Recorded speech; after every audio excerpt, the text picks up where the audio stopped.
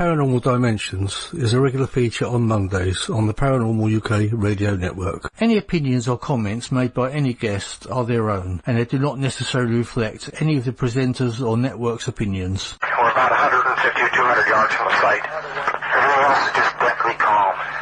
There is no doubt about it. There's some type of strange flashing red light ahead. It's yellow. I saw a yellow tinge in it too. Weird. It appears to be maybe moving a little bit this way.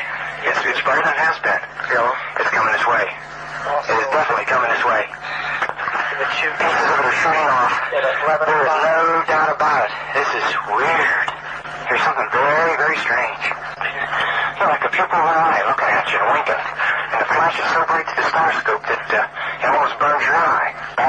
Past the farmer's house and across in the next field, now we have multiple sightings of up to 5 lights with a similar shape and all, but they seem to be steady now rather than a pulsating or glow with a red flash. We just crossed the creek, and we're getting all kind of readings there. Getting 3 good clicks on the meter, and we're seeing strange lights in the sky. And directly north, we've got 2 strange objects, half-moon shape, dancing about with colored lights on them. But gets to be about 5 to 10 miles out, maybe less. Doing 315 now, we've got an object about 10 degrees directly south, 10 degrees off the horizon. And the ones in the north are moving, one's moving away from us. Moving out fast. This one on the right heading away too. Yeah, we're both heading north. So here he comes from the south. He's coming toward us now. Now we're observing what appears to be a beam coming down to the ground. This is unreal. 330, 330, and the objects are still in the sky, although the one to the south looks like it's losing a little bit of altitude. We're turning around and heading back toward the base. The object to the south is still beaming down lights to the ground. 400 hours, one object still hovering over Woodbridge Base at about 5 to 10 degrees off the horizon, still moving erratic and similar lights and beaming down this earlier.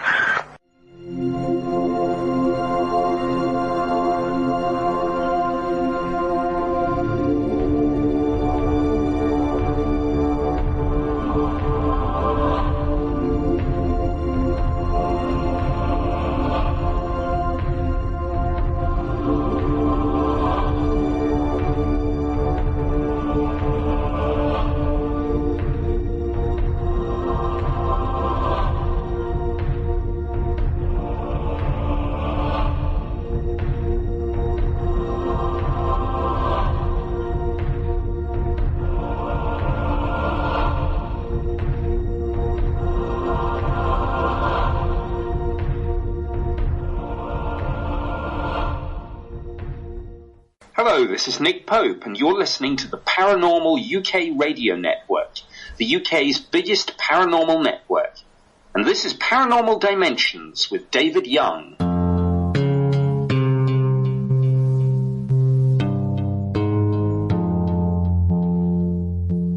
Hello, and welcome to the final show of 2020. Thank you for that intro, Nick.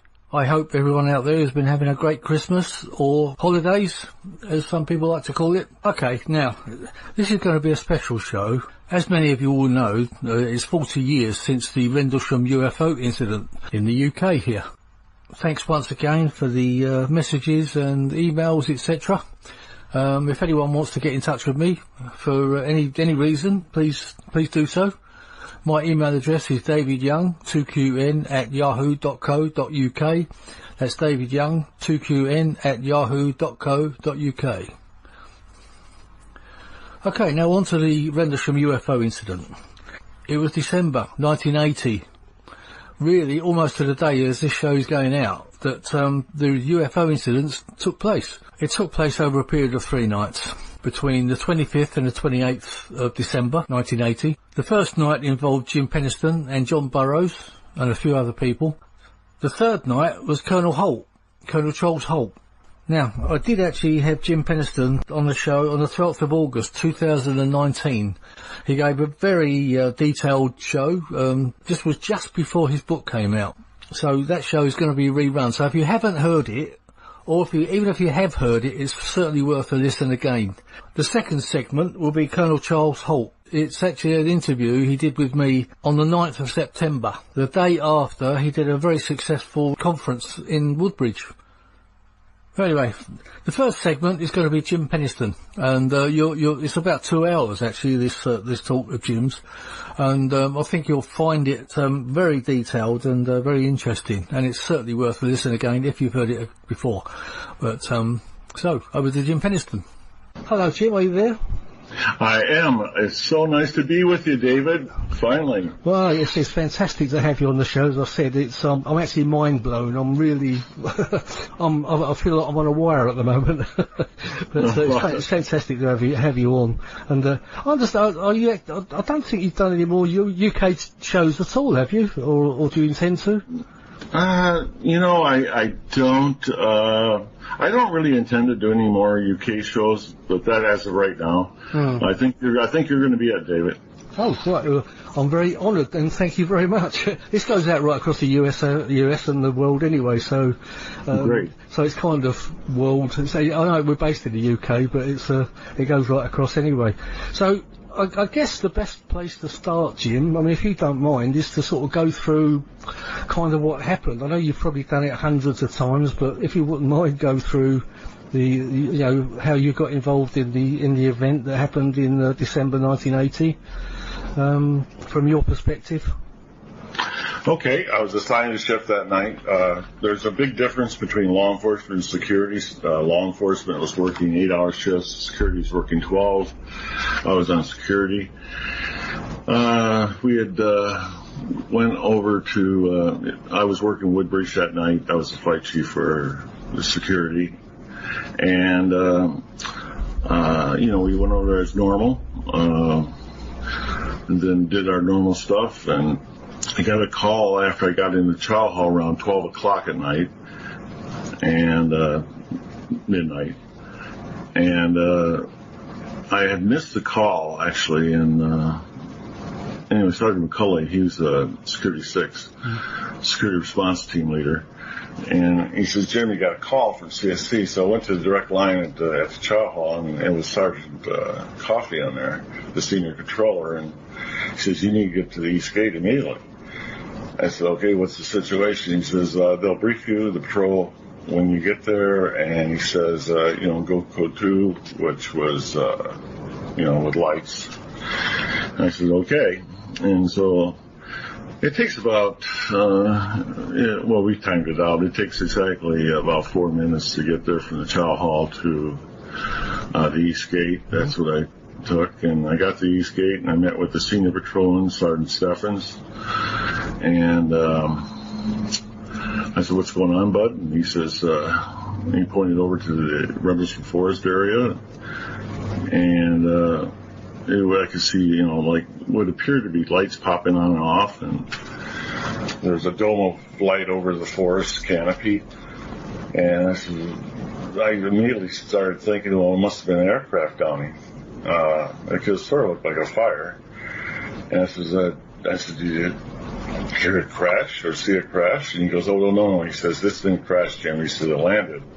I'm thinking, well, there's no way it can land in that forest. There's just trees are too close together. Yeah, I think it's a lot denser than it is now, isn't it, I think? And they're always cropping the trees, they're always logging it. I mean, but that area was pretty dense. I don't know, maybe those trees are 4, 5, 6 feet apart. They weren't very, very far apart.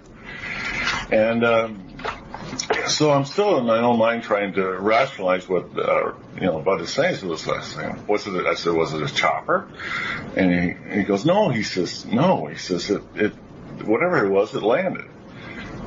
And I went, okay. And I think I pursued that for quite a bit with Bud trying to change his mind.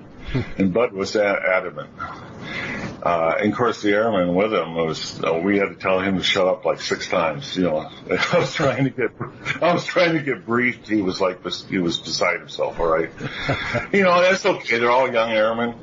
I don't know. I'm not going to make excuses for somebody, that's been under 2 years in the service. Anyway, so I went to the direct line at the East Gate, and law enforcement, which was already out of control, they weren't in control of the situation upon my arrival. it automatically became a security situation. And law enforcement, I said, patch me through the CSC, and they immediately did. When I did that, this is all instantaneous, pretty much. It all happens in a period of a couple of minutes. I have, the senior controller, Sergeant Coffey. I have the comm plotter, Sergeant Dillard. I got Sergeant Chandler, the flight sergeant for Bentwaters. I have, Skip Moran, Lieutenant Skip Moran, the shift commander for us. They're all on at one time. So when I'm talking, there's other actions being done by these other individuals. Right. And one of the things that they asked me, they said, what do you think? I said, it appears to be a crash. I says, and at that point in time, I'd probably been to maybe 20 crashes. I don't know, a lot. And it just didn't appear quite like a regular aircraft crash. And but anyway, with the status of the forces agreement, the only way we could deploy off base if there was a bona fide emergency.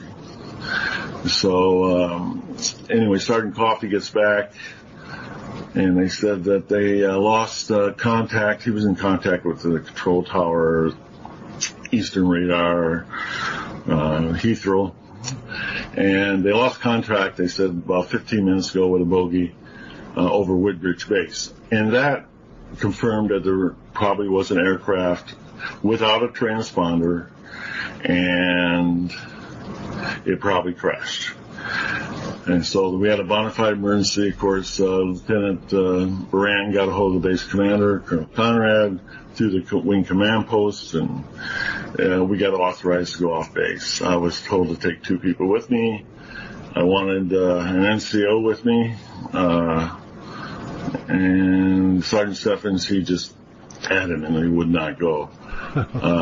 No, he would not go. And Sergeant McCulley, I couldn't really pull him in case there was a security situation and it was a ruse or something like that, because he would be in charge of, response at the base. I think you understand that. Yeah. It was really different times, with the world situation in 1980. It was just different. Oh, sure, because it was the height of the Cold War and everything, wasn't it? And, yeah. I mean, did you suspect it might have been, Russians landing or something? Or? Well, I was 100% into the fact that it was a aircraft crash, because it didn't have all the things I would see normally in that. So, I did have in the back of my mind, wonder if this is some kind of ruse or something to go ahead and divert security forces off base. And, you never know. So, you just got to be prepared for that. And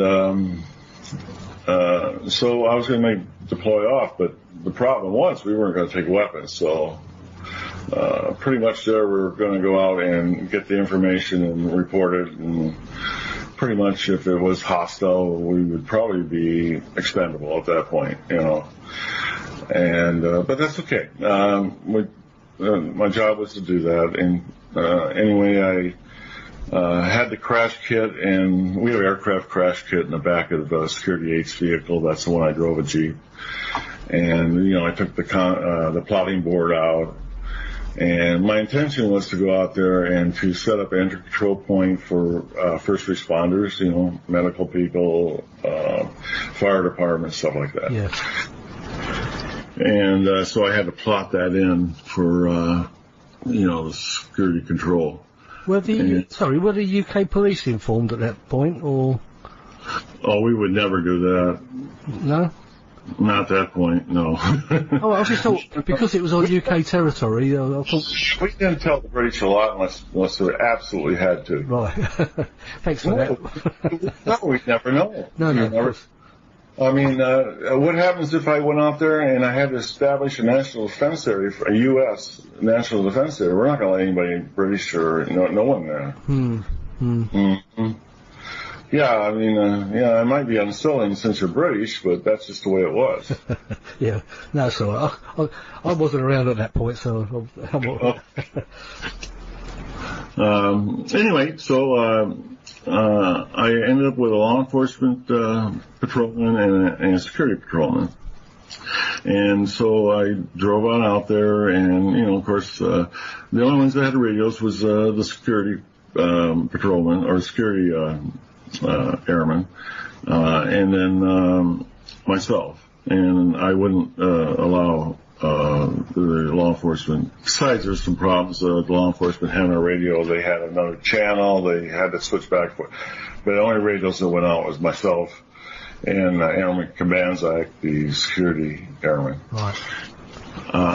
So I don't know if you've been out to Rendlesham Forest, but once they're cut, there's berms, earthen berms out there that you have to sort of drive over. Yeah. And I went as far as I wanted. At that time, the whole area, most of the area that I drove over had been cut. And so the existence of the tree line was pretty far back in there. Maybe, I don't know, 200 yards, 100 yards, 200 yards maybe. It was quite a ways back. And I went as far as I could. And so I thought that was a good place to set the entry control point.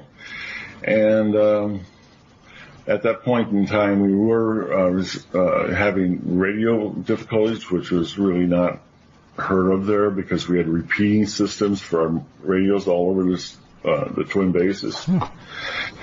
You know, they would carry the signals, so we usually wouldn't have any problems like that. And so I told the security airman, Airman Kabanzak, that besides being the entry control point, he was going to have to maybe relay my information to security control, and he said no problem.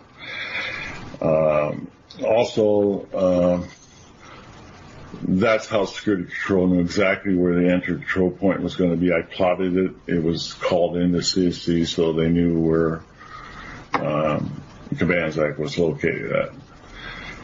And then myself and the law enforcement patrolman proceeded up to the edge of the forest.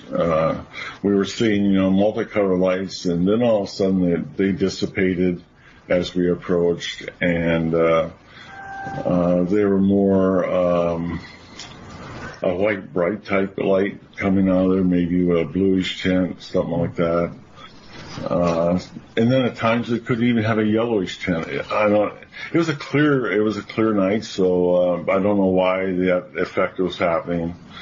But I was getting more doubt about the aircraft crash as I approached. And my radio transmissions were broken. I wasn't receiving CSC, but I still transmitted my security checks saying I was okay. And with the hopes that they could pick everything up. I did later find out from Sergeant Coffey that CSC, Central Security Control, received all my radio transmissions. Oh, yeah. So that's new. That's in the Rendlesham Enigma book. Where we at? Where we're at? We're going to be going into the forest, and as we approached into the forest, there was a bright light that it just exploded, but without sound. Okay, I was taking pictures up to that point because I had my camera because I thought it was going to be a crash scene. We have the cameras in the crash kits, by the way. That's how we have cameras. We'd also take pictures of the airplane tail number people, those kind of people, and anybody else who's on the perimeter. We'd take pictures of them, taking pictures of us.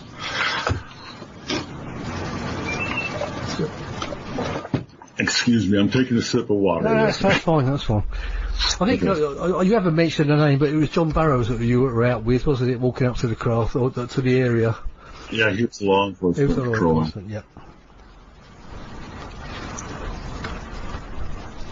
And? Oh, sorry. Yeah, I was waiting for you. Oh. Okay. So after hitting the ground, I got up and of course there's a berm in front of me. And let's see, the law enforcement patrolman, Burles, he was 25 feet back to the right of me, and I had Kabanzak, I would say was probably 50 yards, maybe tops, where the entry control point is. Anyway, we're all in visual contact, okay? Yeah. And so, as I approach over started going up toward the berm, I started getting physical effects. Before I got there, like static electricity on my skin, hair, clothes. Mm-hmm. There was no sound. For some reason, the air was like dead. And you couldn't hear like air or breeze through the trees, or like me walking on the forest floor, which is crunchy anyway by debris and stuff. And as I come up to the berm, I terminated. I called in CSC and I said, I'm terminating the security response option for a downed aircraft. I'm initiating a helping hand situation. And that is a Air Force term for a possible hostile threat to a priority A, B, or C resource on the base. Right. Okay. So at that point in time, there's no longer a recovery mode, anything. It was more of a security. It was a security situation. I had a lot going on, a lot going through my head at the time. I expelled my pictures. They were done. And these are the old photographs that you do with film and that. I never had film in the camera. Yeah. Because of course you had a lot of responsibility, didn't you?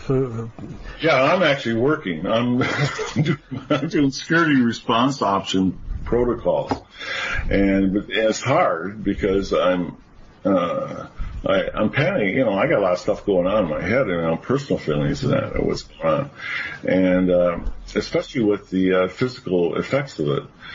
And as I come over the berm, the light had dissipated, and what was appeared there was a triangular craft, which cannot be there because the forest is too small. The trees are too close together in a very small clearing, and so I'm thinking to myself that I'm probably not going to make it through this.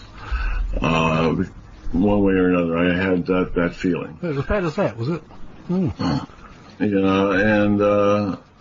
I didn't know what it was. I didn't know what it was. So I figured the best thing to do is do my job, get as much information as I can, and I was making the security checks, and write down in my notebook as much as I could, and hopefully that would be enough. In the event I didn't make it, at least the command element would know what happened exactly out there, and then that would help them make decisions. And so I found my movements as I come toward the triangular craft labored. It felt, and the best way to describe it is like you'd walk through a pool of water, waist high or something like that. I was struggling to get through it. One of the theories I have now that we worked over and over again is probably that the sphere of influence around this craft has this distorted time or reality. I don't know where maybe it's catching up, it's out of sync, something like that. Yeah. Was there an instance of missing time later on that you had, or? Well, yeah. My watch was 45 minutes off. To me, it didn't. I find that out later, but to me, it could be just a bad watch. Or the fact that the static electricity, because of the electronic, maybe it just froze it. I don't know. But what about everyone else's time? Did their time alter too? No, Burroughs never wore a watch. He still doesn't. Oh, right. Okay. Right. Kabanzak was, I don't know if he had a watch on there or not that night. I would imagine he was security. All security troops I knew had watches. But I never asked him that. But he was quite a distance away. Anyway, so you walked up to this craft. You've taken some pictures. Right.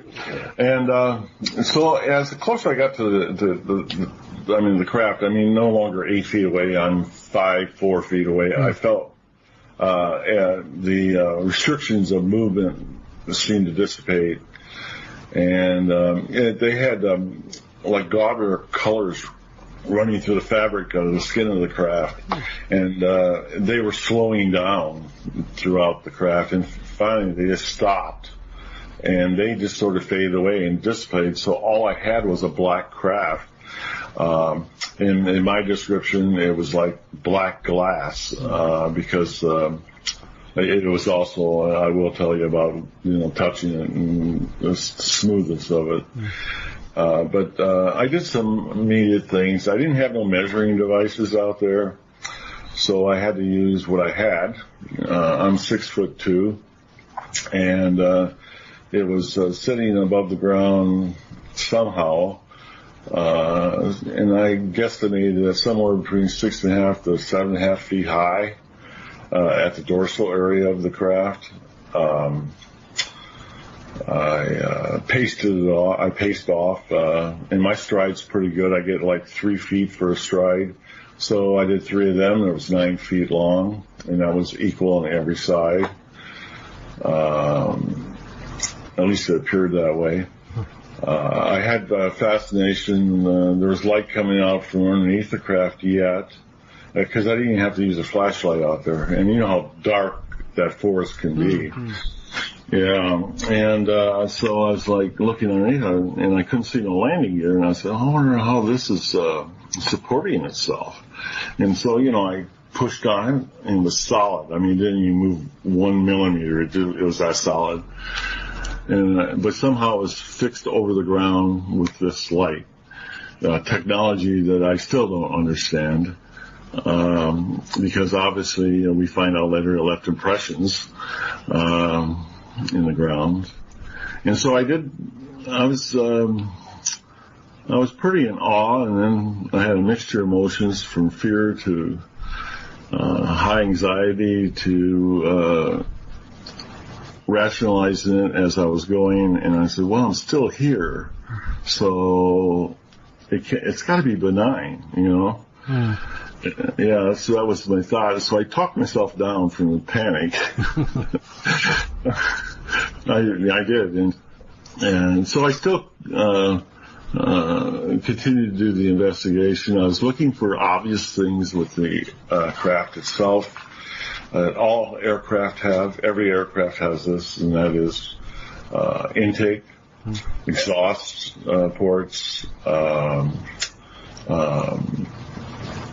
flaps, ailerons, things like that. It was void of all those things, which means it cannot fly, but was sitting there. Well, yeah, flying as the way we know it, yeah. As the way that's, we were trained, at least security was trained monthly on aircraft identification, the silhouettes only, stuff like that. This was not a known aircraft in Jane's Book of Aircraft. But it had, it had sort of human characteristics of it, yeah. It had, it was triangular at the time. It had a dorsal area, which, at the rear of it, it did not have crew compartments. I looked for those. It did not have any riveting, that it was completely smooth. Did you feel that it might have had some sort of living beings on it, or would you not, or you just didn't know, or? Well, I didn't know. I was just doing whatever facts it was. The thing is it was too small to be manned by, a pilot. Yeah. I mean, it was just too small for that. But somehow it was intelligent because it had intelligent control because it was there. How did it get there? I'm out in the middle of a forest in Suffolk. How did this happen? And it seemed to know that you were there as well, didn't it? The people looking at it. Well, I don't know exactly. I know that it got docile because of the less activity, and it seemed.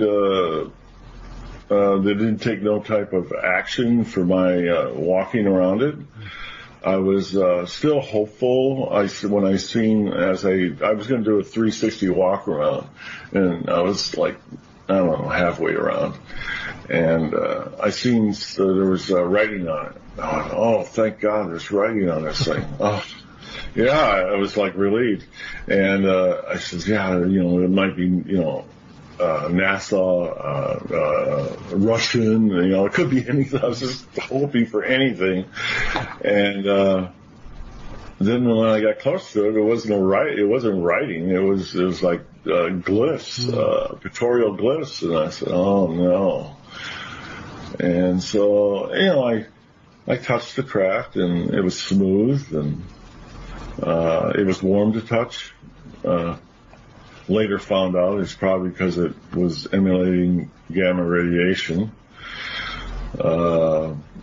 The air temperature at that time of the night was like, 32, 33 degrees. I'm not sure what that is in Celsius. You can convert it yourself. No. It was just above freezing. Yeah, it's normally pretty cold up there at night, I know. In December. Yeah, you can see your breath. Yeah. And so I was pretty fascinated by it. So I recorded the glyphs and I continued to walk around examining it. And I went around for my second 360 because just to look at it more. And when I got back around, of course, I ran my hand across the craft. It was, like I said, smooth to touch, like black glass is the description I use. And as I came to the first glyph, when I touched that, it was like equivalent to like sandpaper, okay? Coarse sandpaper, like it was etched in there. And so I'm fascinated. There's no doubt about that. I'm in awe because I am pretty sure that we don't have anywhere in our inventory anything like this. No. But of course, your camera, you said you had no film left by then, otherwise we may have had some photographs of it. I don't even think the film would have mattered because of the investigation on the following day by Sergeant Neville's disaster preparedness. He took his own camera out and the film of the immediate area right on the craft and with the Geiger counter readings showed that there was radiation there. But it was only at the landed area of the craft. It was no farther out than that, according to Monroe Neville's, who I trust. No, he has no agenda. Nothing. Yeah, he has nothing to gain by it. He has no skin in the game at all. So as I walked around again, and I'm feeling this, and the center glyph was a triangular one, and it was above the other ones. And I'll tell you, the glyphs measured, based on my extending my arms at it, about 3 feet long, stretched out, and the bottom row underneath the triangular one, I would say they're 4 to 5 inches high. They were because of my hand. I used that to gauge it. And the one on top was considerably larger. I would say it's probably 10 inches. Something like that. And so when I touched that, I had a blinding light, and all I could see is white light. And I started gaining my senses. I don't know how long I held on to that. I don't really know. And once during that, I mean, I was getting, with this white light, like flashes of numbers and all kinds of stuff. It was like crazy stuff. And then when I sort of got gained my senses, and all I did was just take my hand off of it, and it immediately stopped. And even though it appeared to be a brilliant white light, couldn't have been a light, because I had my night vision. And I think you know this, most people do, if you are out in a dark area and you get blinded by white light, your night vision's gone for at least a half hour, 40 minutes. I mean, but I didn't have that effect. So whatever it was, I'm calling light, did not act like light, okay? Meaning that I still had my night vision. But after doing that, I didn't touch the craft after that. That's the last thing I was going to do, is touch it again. I didn't know if and I started backing away, because I started seeing the light, clumps of light start appearing again and start moving toward the. You might have felt that could have been a warning of some sort. Don't touch again. No, exactly, David. I got worried, because I started backing away from it. I said, what did I do? Activate something? Is this going to explode? Is it going to, I didn't know. I didn't think it was going to be good for me, though. So I backed away from it, and the light started, the white light started coming back, and it was starting to get brilliant. I got back on the ground, and it lifted up, and sort of moved back through the trees that it cannot move back through the trees because they're too close together. Okay, went back through the trees, and maybe 10, 15 feet. And then it lifted up to the canopy of the forest, made a slight right turn, and in a blink of an eye, it was gone. Immediately, I got back up, and as I got up, I heard branches to the right of me, maybe 20 feet away was Burroughs, and he came up to where I was, and he's agitated, he's excited, he is babbling. I assumed he'd seen exactly what I seen. And he reacquired it, which is hard to do. But he reacquired it, and he says, "Look, over there," and he took off toward it. And here I am. I'm trying to maintain a team concept. You don't ever separate from your team. That is a rule number one. Okay. In the military. So I went after him. And it was we were going fast. We went over, it wasn't very far into the forest there. We had a double fence, that went into the farmer's field. We jumped that and, went across that farmer's field. I think I fell down a couple times in there because it was, it was moist. It was moist. It was like water. Yeah, it's not that level, is it? It's all over the place. No, it wasn't. And excuse me. And so I pursued. I was pursuing after him, and I hadn't reacquired it. And we had got past those farmhouses and another road, and finally he stops, and I get up to him. I said, "My God!" I said, "What are you doing?"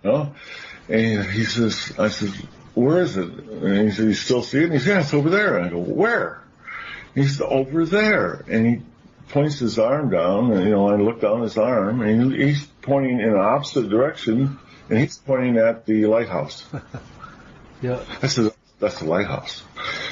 And he goes, "No, it's not." And then I reacquire it. It's over to my right. I guess it would have been the southeast. It was sitting over just above the tree line on the canopy of the forest. You can see it sitting again. And it was there maybe 10 seconds, 15 seconds. and then at a fairly high rate of speed went out over toward the North Sea and east. And it was at that time we walked on back, and the discussion was minimal. Still agitated, the airman was, and I'm just trying to think, how am I going to explain all of this? I mean, and everybody's going to want to know exactly what happened. Yeah. You know? And you know, everyone's going to start taking the Mickey out of you, if you know what I mean. That you've seen a UFO. Yeah, but I didn't really think that would ever happen. Oh. I mean, it was a security situation. No, I mean, we had radar contact, all kinds of stuff. Yeah. You got backup, yeah. Plus my transmissions on the radio. Anyway, the law enforcement on the way back goes, "What are we going to tell him? What are we going to tell him? What are we going to tell him?" He says, "We're not going to tell him nothing." I said, "I'm going to be doing the talking, not you." That's how it works. And so on the way back, we get to the East Gate. The law enforcement guy goes with his patrol toward, the front side of the base, and we go on the short route, with security to the back gate at Bentwaters. And it was, the posting bus. It was a metro, and on there, the other security guys were asking questions and that. And I was busy sketching down some stuff in my notebook, it was all supportive, but mainly it was, they were curious, like, okay, what happened? Because there was different vantage points for everybody. I found out later, from Sergeant Hall and, who had a security, response team over at Bentwaters. He watched it apparently land. See, I never seen nothing like that. And, then we have the, guys that are working at Woodbridge Base Security. Everybody seen the takeoff by 80 of us, so that was pretty well documented that way. It was quite the night. So the next morning, so after this event, I mean, I suppose you got back to the base, and what did you do? Just turn in for the night, and No, when I got back to CSC to turn my machine gun, the M16, and Sergeant Chandler was waiting for me, and I said, "Jesus, Sergeant Chandler, you wouldn't believe what the hell happened out there." And he goes, "Oh," he says, "I was at the East Gate, so I seen everything." I said, "Oh, okay." He says, "Just go in, turn your gun in." He says, "The day shift commander wants to see you, Captain Verano," because Lieutenant England had left early because he was taking a flight back to the States. Okay. So Verano was the day shift commander. So I turned everything in. I had my notes for my 1569. That's some of the stuff I wrote on the bus, or on the posting bus coming back. Writing the times down, converting in the military time, stuff like that. And I was going to give it to Sergeant Coffey so he could write the incident complaint report that attaches to the security blotter, which is the accounting of what happened. And I go in there and CSC, and Sergeant Coffey said, "I already got the 1569 done." I said, "Great, let me see it, let me read it." So he hands it to me, and I go through it, times are correct and everything, and I said, "Oh, good job." So I says, "That means you heard everything." He says, "Yes, we heard the whole transmissions, all of them." That's how he could do the 1569. And so that means I didn't have to do that. So I kept my notes for the 1569, which are in the upcoming book. Then I went outside and I ran into Aaron Burroughs, and I said, "The shift commander wants to see us." I invited Burroughs with me. I was told that I was supposed to report, but I figured I need support. And so I went in, I reported to Captain Verano, I kept it sanitized. I was worried about my career. I mean, at that time, nobody in the Air Force reported UFOs. That just was a dead-end street for your career. 1 second. Sure. Yeah, that was a dead-end street for your career to talk about that. Anyway, Captain Verano was a very patient man, very, very generous, very kind to us. He just sat there, tapping his pencil while we were reporting. And I said, I say structured craft. I was like, and I explained the coloring and stuff like that. He says, gentlemen, Project Blue Book ended in '69. He says, there is no way to report this. And he says, I'm not even sure it's a good idea that career-wise we report this. And so Captain Verano says, I will investigate it further. And of course they knew where the entry control point was, because they had the grid coordinates I gave them, the plotting. So, Captain Verano knew that. And, we had, I was taking Burroughs, back and forth to the base per his flight chief's, request because he was having issues. And so I was going to take him back to Ipswich, and I ran by the base photo lab, dropped off my film, which is normal if you take film, did the work order up. Then he was adamant about going back out there. I said, I don't want to go back out there.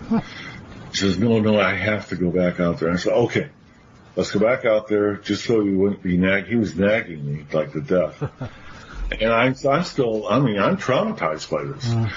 And I said, okay, we'll do that, and then we'll go back. And we went out there, and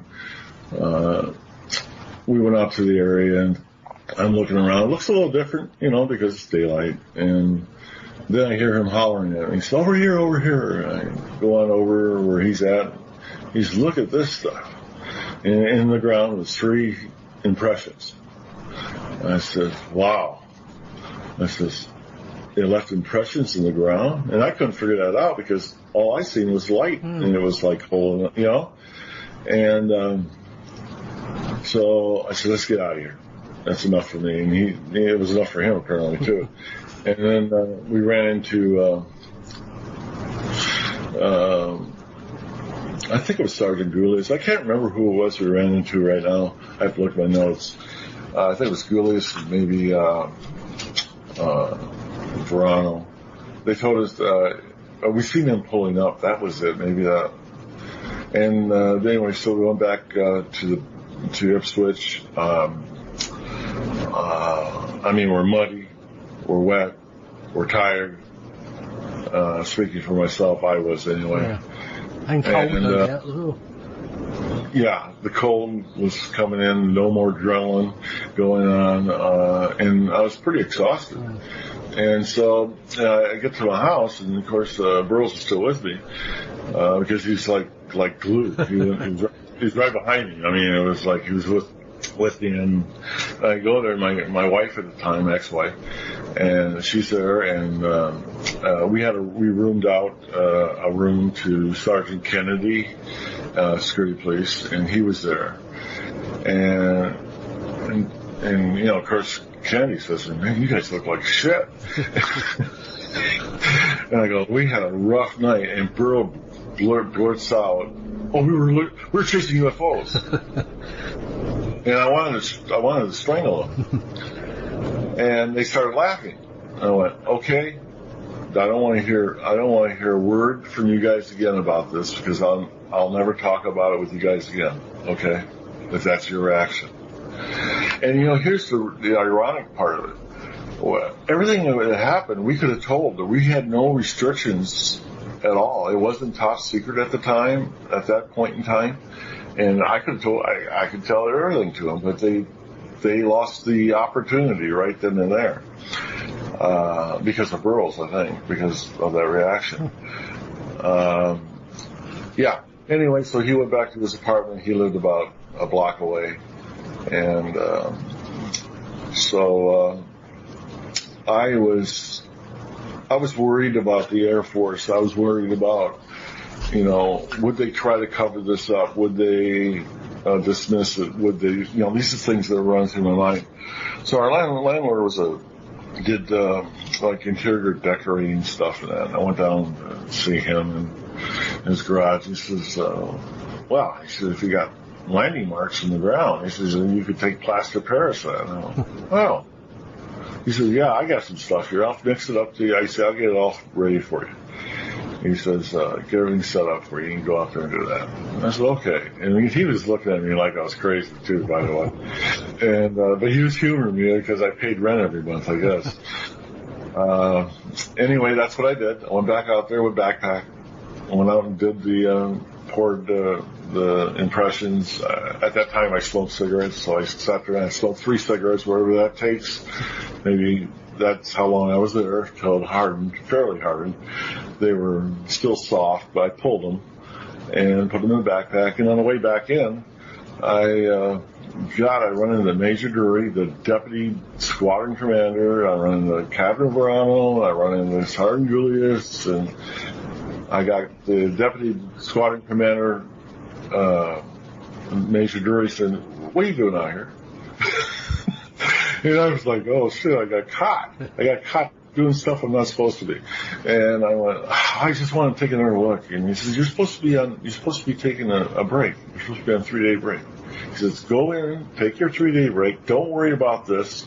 We're taking care of it. And I went, okay. And I thanked him and I got out of there and went back to the house, thinking that my involvement is pretty much over. Then, of course, I still cannot sleep. I'm up for the rest of the day. Then I'm still having flashes of these numbers. I just thought I was just traumatized so bad by it that I thought it was just part of the trauma, and it would subside eventually. I went to bed. I got up. I was late. I don't know, 11, 12 o'clock that night. I got back up. I knew I wasn't going to be able to sleep, so I made a pot of coffee. I figured, what the hell, sat there and had my cup of coffee at early morning hours. And I'm sitting at my dining room table, and I'm second guessing everything. I mean, so I'm wondering, I got the plastic Paris pods, which was good. I looked at them. I pulled my notebook back out, and I'm looking at my notes. And then, of course, the glyphs and things like that. I'm going through it, and I'm in my mind's eye. I'm thinking, I can write these ones and zeros down. I think I can. And so I got a pen and I sat down and I started writing these ones and zeros. And as I did it, I just felt better. It felt relieving. And I said, oh, okay, this is just really bad trauma. So, and also, the pen stopped. You know how pens are. They stop. The ones you got in your drawers are always stopping. So I'm panicking, looking for another pen, finding one that works. I continue to write those ones and zeros down. I do it until I no longer see them in my mind's eye. But they made no sense to you at all, what you were writing? Oh, no, this is a mental breakdown. That's what I thought it was. Yeah. But once I stopped and I couldn't see it anymore, I felt so good. I said, I was tired too. I said, I can go to sleep. And so I did. And the next morning, I get up and I'm thinking, oh, I think I just dodged a bullet. I'm okay. Because what I was thinking of before, if it didn't stop these issues I was having, I would have to go to the base clinic the following morning, and I could just hear that conversation. I'm seeing ones and zeros. Because I was in a forest, and I seen a unidentified craft of unknown origin sitting there, and I watched it take off. And where would that conversation go? Yeah, it would go that, well, let's start discharging Jim Penniston, take his gun. Okay. career would be over at my 8 years in. And so I figured I dodged it. So it was a very traumatic event, and that's why I kept that such. I thought, first of all, I didn't think it was significant, the ones and zeros, and the other thing is I thought it was part of a mental breakdown, and so I kept it private because I was embarrassed by it, and so that was a number of years not saying anything. I just pushed them, took them and put them all. I put them all in the back of the envelope of the notebook because I was doing a film shoot in like 2002 or 3, and I went too far in there, and I didn't want anybody else to see them. I thought I don't want, so I was shooting a film with Colonel Halt. So I, just taking them out and sticking them in an envelope, and then I'm thinking I got them all out of there anyway. That's what I thought. I just reached in as a group of them and pulled them out. It was a loose leaf type notebook, by the way. It wasn't very big, but that's why you could do that. And then, like in 2000, I don't know, it was 11 or 10, something like that. We're going to do a film shoot. I got called by Linda Moulton Howe to do a film shoot in Phoenix, Arizona.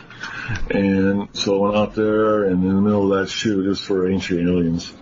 And while I was still sitting there getting filmed in the chair, at that time they actually had film. They were changing the film and reloading it. And I was getting questions from Burroughs about a date, about a specific date. And so I don't know, it might be in the notebook. So I'm flipping through the notebook, and I go too far, and there's like 4 or 5 pages still left in the back of the binary.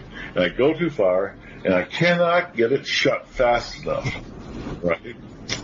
And Burroughs goes, "What's that?"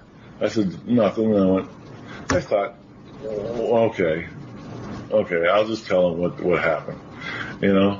I'll tell him it's, because it's part of that breakdown. I don't want anybody else to know about it.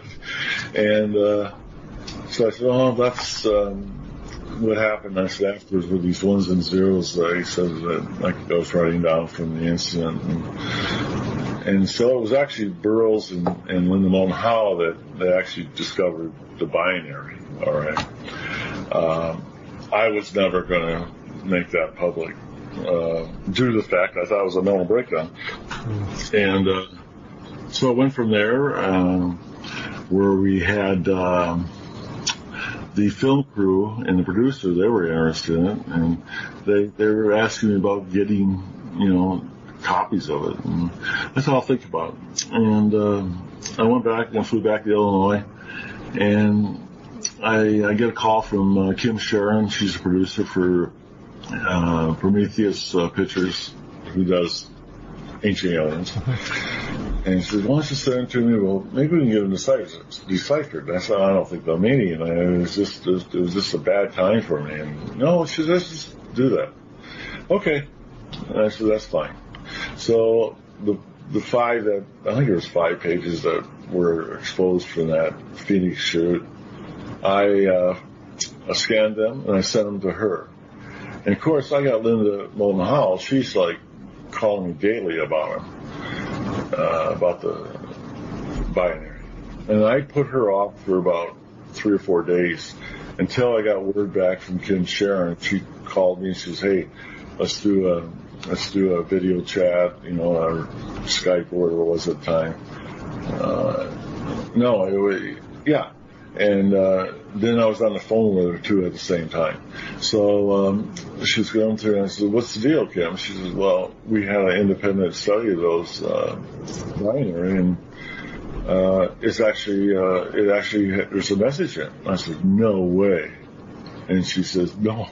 And we went through it, and so I got this decipher from them, and it was strange because what she was telling me from the decipher is stuff I already seemed to know. I mean, it was the impressions I had, or I guess looking back in retrospect, it was the communication was there.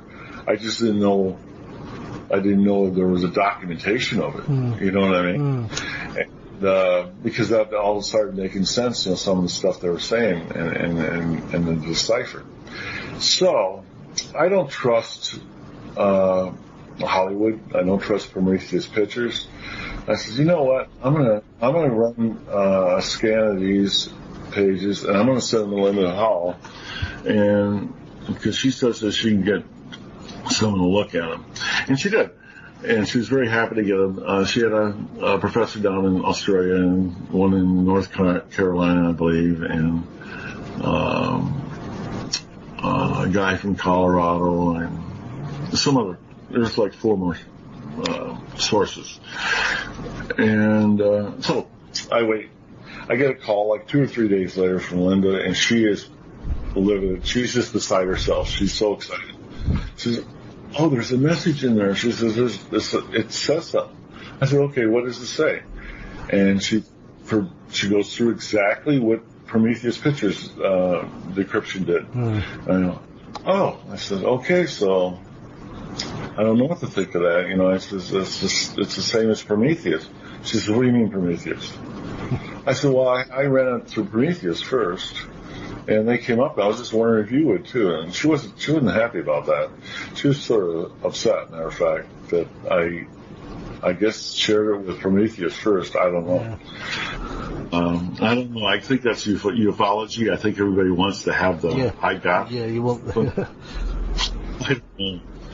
But that's how it came about, and then of course, I was being. They wanted to. Then Prometheus wants to do a second show. They want to go to the UK, and you know what? I sort of wanted to go back to the UK and see the landing site myself. So I had a little bit of self-interest that way. And since they were going to sponsor it, I got talked into it. Yeah, I got phone calls every day from Linda Moulton Hall and definitely John Burroughs about doing that show. And finally I agreed. And I decided that, okay, I'll put the binary. I didn't like it, but it was, I was being really pressured on it by them. And I said, okay, that's what I'll do. Since there is something to it, I'll go on that show and let it go out. And I did. And we get to the UK, and we're doing the film shoots over there, and I'm glad I went because it was a unique experience going back to the so-called scene of the crime.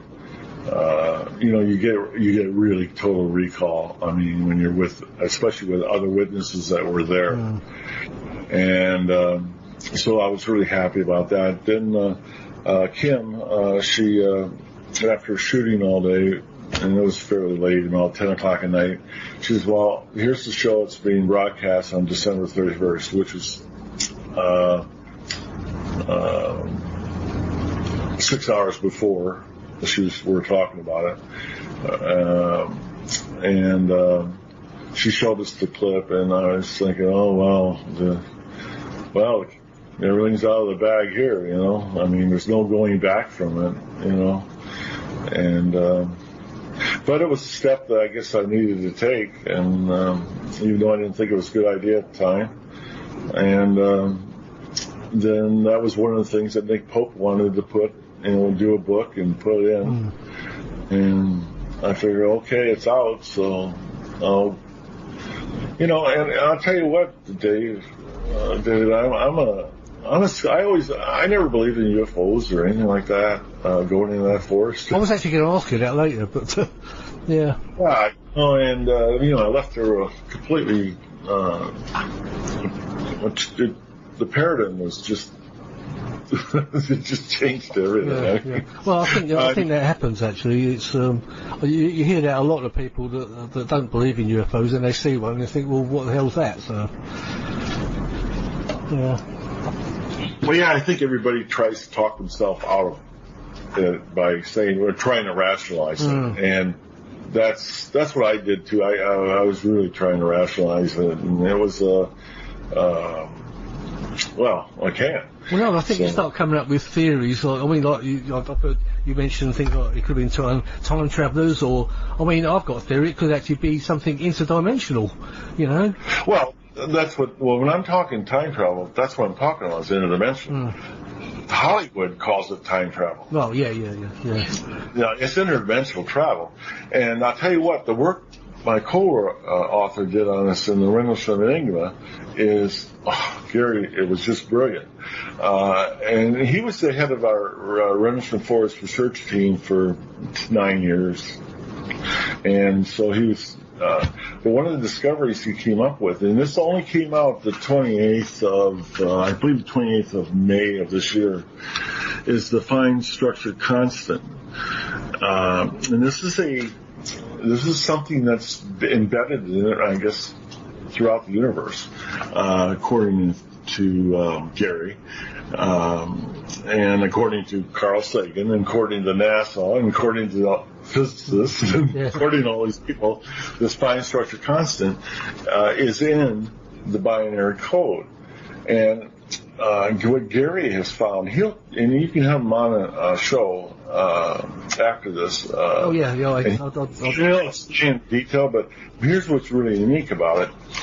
Due to the time at 1980, the fine structure constant, he went for what it was back then and compared to today and that. And I guess this fine structure constant is like everything that we deal with is within this 7 decimal points, everything, and that's pretty much where everybody's at. But if it goes to like the 8th, the fine structure constant, if you get a message with the 8th in there, it means it comes from a really intelligent source. And this is the stuff that NASA and Carl Sagan were looking for in the original message that they put out, I guess, in one of the Voyager missions or something. They looked for the response to be in this 8th decimal point over. But the fascinating part of it, and that means that those people it would be a really intelligent source that this message would come from. But with the discovery from 1980 through Gary's research is this fine structure constant goes over not 8, but 14 decimal points. Right. So it's absolute proof that this is a higher intelligence. What it is, exactly, I don't know. No, I don't understand it either. But he'll go into that. If you have him on the show, he'll be glad to go through that, and it's quite fascinating. And something he'll tell you his theories too. Yeah, absolutely. I definitely want to get Gary on. When did you actually get involved with Gary to get the book written? Because it seems to have been quite a few years, it's probably at least 3 years now that I've heard this book's on its way. When we get involved writing the book, or when I first... Yeah, well, when you first got involved with Gary? It was through another friend. I was having... This is back in 2009, 2010. I was having dreams, and I was having dreams with this 23.5 degrees, which I thought it was temperature and stuff like that, temperature stuff, but it was a reoccurring dream. I had it ever since. It's funny you're saying things like this, because I've got some questions in front of me, which I'm going to put to you a bit later, but some of these things you're mentioning are actually these questions. Which is... Right. No, that's the whole Rendlesham Enigma book tells all this stuff, okay? Anyway, this person says, well, there's this guy, on the internet, and his name is Gary Osborne, and he's done some kind of research on it. Okay. So I'll set it up, send a message to him, and I did. I never heard of him till that point. I sent it to him, and Gary was doing a book. I can't remember what the name it was for somebody else, and I think Scott Crichton at the time, that was his name. I think it was called The Giza Prophecy or something like that. And anyway, Gary, he gets back to me and goes, he says, I need to know more. He says, but this is not about temperature. This is about degrees of the planet. And, so I said, okay. So I sent him the binary. And So this had to be in 2011 or 2010. Anyway, I sent him the binary pages, and I said, here's what I want you to do. I want you to go ahead and research it. I says, come up with whatever you come up with. I'll give you free reign. I'm not going to try to influence you. I just want answers. Okay. And so he did, and I didn't contact him like 6 months, 10 months, or something like that. And finally, I get him. I said, "How are you coming on that?" He says, "Well, I thought you didn't care anymore." He says, "You haven't contacted me." I said, "No, I don't want to influence you. I want to, unbiased report either way. I don't care. If it's, BS, tell me. If it's whatever." And then he continued to research all the way up through 2015 or 2014. Is around the time the Encounter book was coming out, because he's now on the Rendlesham 40th research team along with other people. So the Encounter book was going to come out. So I let Nick know. I said, "Nick, I got Gary Osborne. He's got like 50 pages he wants to write, and I have 80 I want to go in there." And anyway, so I go ahead and get the proofreading for the Encounter book, and it's just full of mistakes. I would say the Encounter book has half mistakes. Okay. Oh right, I was going to ask you about that. It's horrible. And Nick knows this. We've had a conversation about it, and it's not bad. And Nick's, because when I sent it in to change, Nick said, "Oh, I already sent it off to the publishers. Sorry." Yeah. It's just done. And I said, "Okay." But Nick says, "Here's what I suggest. I suggest you write your own book on the Rendlesham Code." And I said, "Okay, I will." And since Gary's 50 pages wasn't even read or introduced in that book, and my 80, the meat and potato ones, were not put in that book, we had 150 pages to write there. You had a good start already, yeah. Yeah, and so we started in 2015, but Gary's methodical. We made sure everything was could not be dissected. I mean, the math doesn't lie.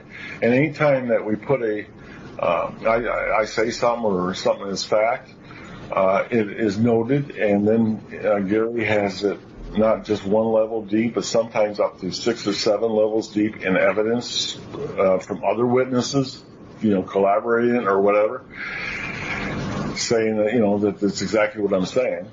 And it's interesting. I probably wrote about 350 pages in the book, telling everything about the Rendlesham 40th incident that I knew, and afterwards, which is very important, and because of the cover-up. And then Gary's stuff it went primarily into notes, and what he did is he researched everything I said. He was a skeptic. Everything I said he researched, and so what that produced in the Rendlesham Enigma book, it produced a book with the facts, evidence, and then what the reader can do is at the end of the day after reading this and make up their own conclusions. I'm not trying to convince anybody what happened. I just stated the facts and what happened. One of the other more interesting things is the cover-up part and how that came about. And it also tells about how the information left to East Gate came about. So, yeah, that's pretty in-depth. And all this is, of course, backed up by sources and, who were there and who were involved. And unlike what has been touted by some witnesses, I was taken care of. I was, they were concerned enough. I mean, Major Zickler, he was only there like 8 months after the incident, and he got an assignment out of there. And they replaced that major with a lieutenant colonel, and his name was, which is odd by that way anyway, that lieutenant colonel would replace the major, and it was Colonel Charles Highbush, who was, he just got there. And at that time, I had my job in plans and programs as the NCOIC there for security police. And so I get a call like 2 days after the new commander comes in, and saying I got to go up to his office. He wants to talk to me. I said, wow. I said, so I'm like looking at overlays of, classified plans, top secret plans, all that stuff, because I figured that's what he's going to talk about since my position was plans and programs. And so I go out there and I have all these books. And I go in there and I go, I can't even report right. I can't even salute him when I got this book. And I said, I'm sorry, Peniston. He says, no. He says, he wants out. He goes over and says, he said, put that stuff down. I said, I brought certain plans up that, I don't care about that. I go, what? And he goes, no. He says, I'm Chuck Highbush. He says, I just came from the Pentagon, and he says, I worked security police intelligence there, which when I checked, there is no such thing as security police intelligence there at the Pentagon. Okay? And he says, I'm here for if you have problems about the incident. He said, I seen the classified report on it, your statement that you did, which is the 4-page one I wrote after the incident at the OSI building to the 2 other agents that were there, that he's seen. So I knew that made it to the Pentagon because he read it. And he was my lifeline, someone that I could talk to throughout my Air Force career. And which he did, and we met in various places. He'd show up at bases I was at when I was in Germany or something like that. It's all described in the Rendlesham Enigma book, and I think it's quite fascinating. A part of the incident that nobody knows, because I just Colonel Highbush knows. I mean, he knew, but we kept it pretty confidential. Well, at the time, until I got out of the service, I thought, I was told that the Rendlesham 40th incident was top secret, so I never did talk about it, even though I heard about it at every base I was at, people buzzing and talking about it. I couldn't say nothing. And then when I got ready to, so how can I talk about the Rendlesham 40th incident if it was top secret? How can I do that? Well, I'll tell you how. Here's where Colonel Halt comes into it. He retired like a year or two before I did. And I think he did Unsolved Mysteries with Burroughs. And that's where Burroughs, he describes the triangular craft and everything. It's all in there. But anyway, Colonel Halt, what he tells me, he says, hey, when you retire, whatever you do, when you do the NDA, non-disclosure agreement, because for classified, he says make sure it covers, make sure that it's covered about, he used the word, the Bentwaters Woodbridge incident. I said, okay, because that's what he did. And I said, what happened to you? And he said nothing happened there. So they go in. I said, oh, really? I said, yeah, that'd be pretty good to get. So I'm at Peniston Air Force Base in 1993, and I'm out processing to retire. And the personnel guy's in front of me, the sergeant, staff sergeant, and I said, I read the NDA. I mean, it's got all kinds of stuff, about nuclear stuff and other special access programs. Yeah, all that stuff's in there. I said, it doesn't say anything about Bentwaters or Woodbridge in it. It says 1980. I says, is that classified or is it unclassified or what? And he said, well, I'll send a Twix. They call them Twix, the message, classified message off then to the Pentagon, air staff, and ask that question. And I said, okay, so you're going to get back to me? Yeah. So he said, you get back to me, and that was like a couple days later, I get a call from personnel office at Grissom. Said, come on down and finish your all processing. And I said, oh, great.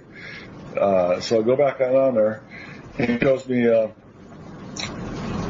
he has the Twix message in his hand. He says, I got a really strange response from the Pentagon on that. He says, here's what it says. He says, nothing classified happened on those dates in question at that base, so therefore nothing is classified. Really strange response.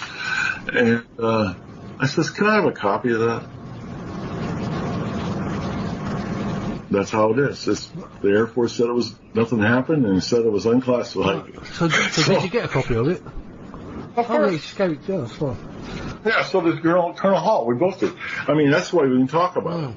And if anybody says they're in the military or working for DLD, and they're talking about something, they said it was a top secret program, believe me, it's still top secret. Okay, and they got to have, and they got to have an NDA that would say they can't talk about it. So what that tells you is probably most of the stuff that's being said now, especially like this TTSA stuff, that stuff obviously is either embellished, made up, or disinformation program, because if it was classified top secret then, it's top secret now.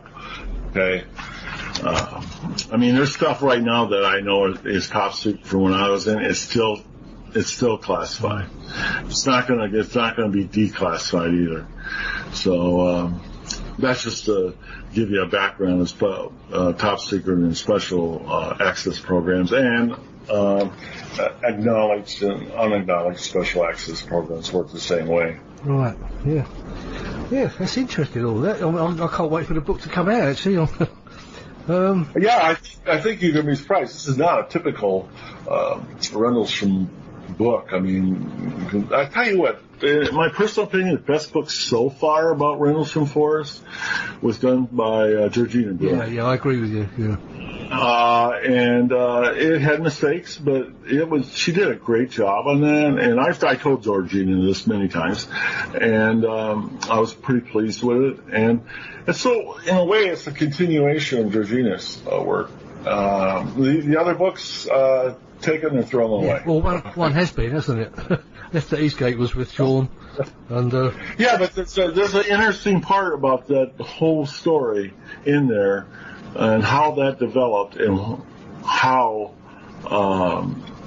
that airman came up with that. It's all factual, and it's got other people involved, so it's a pretty it's enlightenment. You're going to be enlightened by it. Yeah, I can't wait, as I say. I mean, where do we go there? Do you want to answer some questions that people have put to you, Jim? You did ask me to ask people if they've got any questions for you. Did you get any, David? Yeah, I've got a list of them. They're not too many, and there's nothing too traumatic, like I say. I mean, I've got one or two questions myself. When you went off base, did you? I think you said you didn't take any weapons with you, did you? No, we couldn't because of the status of forces agreement. Besides that, it just made the British really nervous. Sure, yeah. Okay. Yeah. But the status of forces agreement is even. I mean, if let's say they were flying a nuke aircraft over the country somewhere and it crashed, guarantee you we'd all be armed, and we'd have a national. You know what I mean? But there's certain situations that we would, but going to an aircraft crash is not a armed response. You know. No. I've heard another report that one of the people claiming to be on guard duty on a different night to the RFI was actually on guard with an M60. Now, would this ever happen? No. It wouldn't happen.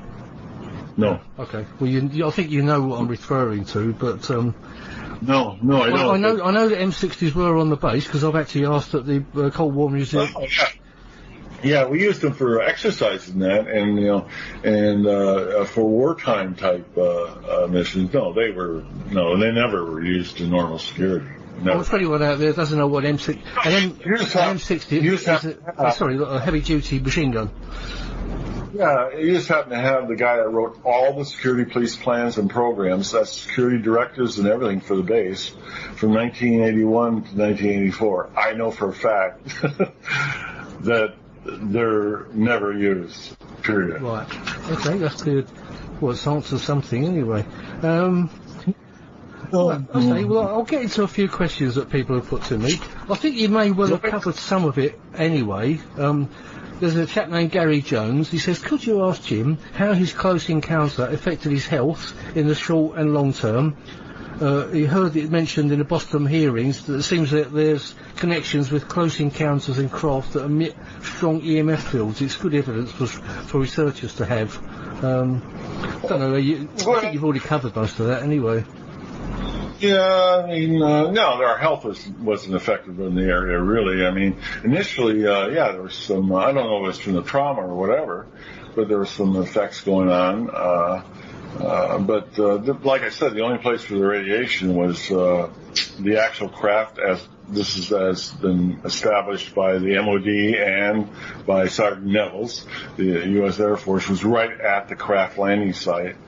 And so no other person was exposed to any type of radiation or exposure except me. Oh, there's one question. Sorry, there's a question that raises in. John Burroughs had a payout from the Air Force, which he says was effective from this incident. What's your opinion of that? The Condon report is something that he likes to tout. It's 460 pages long. It's UK eyes only, and I think it's low-level classification, UK restricted, Navy secret. Anyway, when we're writing the encounter book, Burroughs was handling that along with Nick Pope, and they showed me 2 pages out of this 460-page document. One of them had a paragraph in it with a line that said it could be postulated that this could have happened at Bentwaters. And the second page said all wing commanders know about this information, this UAP stuff. So I took that as gospel. And then after we had the stuff sent to the publishers for the encounter book, they send me, I finally get the whole 460 pages. And I said stuff, and I was like angry in the book, at the encounter book, like at Colonel Williams and stuff, that he knew about this stuff. And it turns out, I get the counter report, the first page tells me he didn't know nothing about it. It says UK restricted for UK eyes only. That means no U.S. forces ever seen this, I call it, the report is just a red herring. There's only limited distribution, like 10 agencies of people. And I'll tell you what, the British government, they got a lot of muck on their face over this Rendlesham 40th incident. I'll tell you what, here's what really happened with the MOD and the RAF. I mean, think about it this way. Here you have your airspace during the height of the Cold War encroached upon twice, at least, and then exited twice, at least, during a 3-day period in December, and the RAF sleeps and the MOD sleeps, while the British citizens are relying on the U.S. government, the U.S. Air Force. That wasn't our job. Yeah, that's a good. That was the MOD. That's the MOD and the RAF's job. Why didn't they do it? It's a good point, Jim. Actually, it's a. No, I mean, if I was a British citizen sleeping that night and I found that out, I'd be pretty upset. Yeah. Was it? What happens if that's the Spetsnaz ANG-2 Colt aircraft with 10 Spetsnaz, troopers on there going to sit there and sabotage stuff, in the UK? Who would know? Yeah, that's right. I know, I would have been upset about that.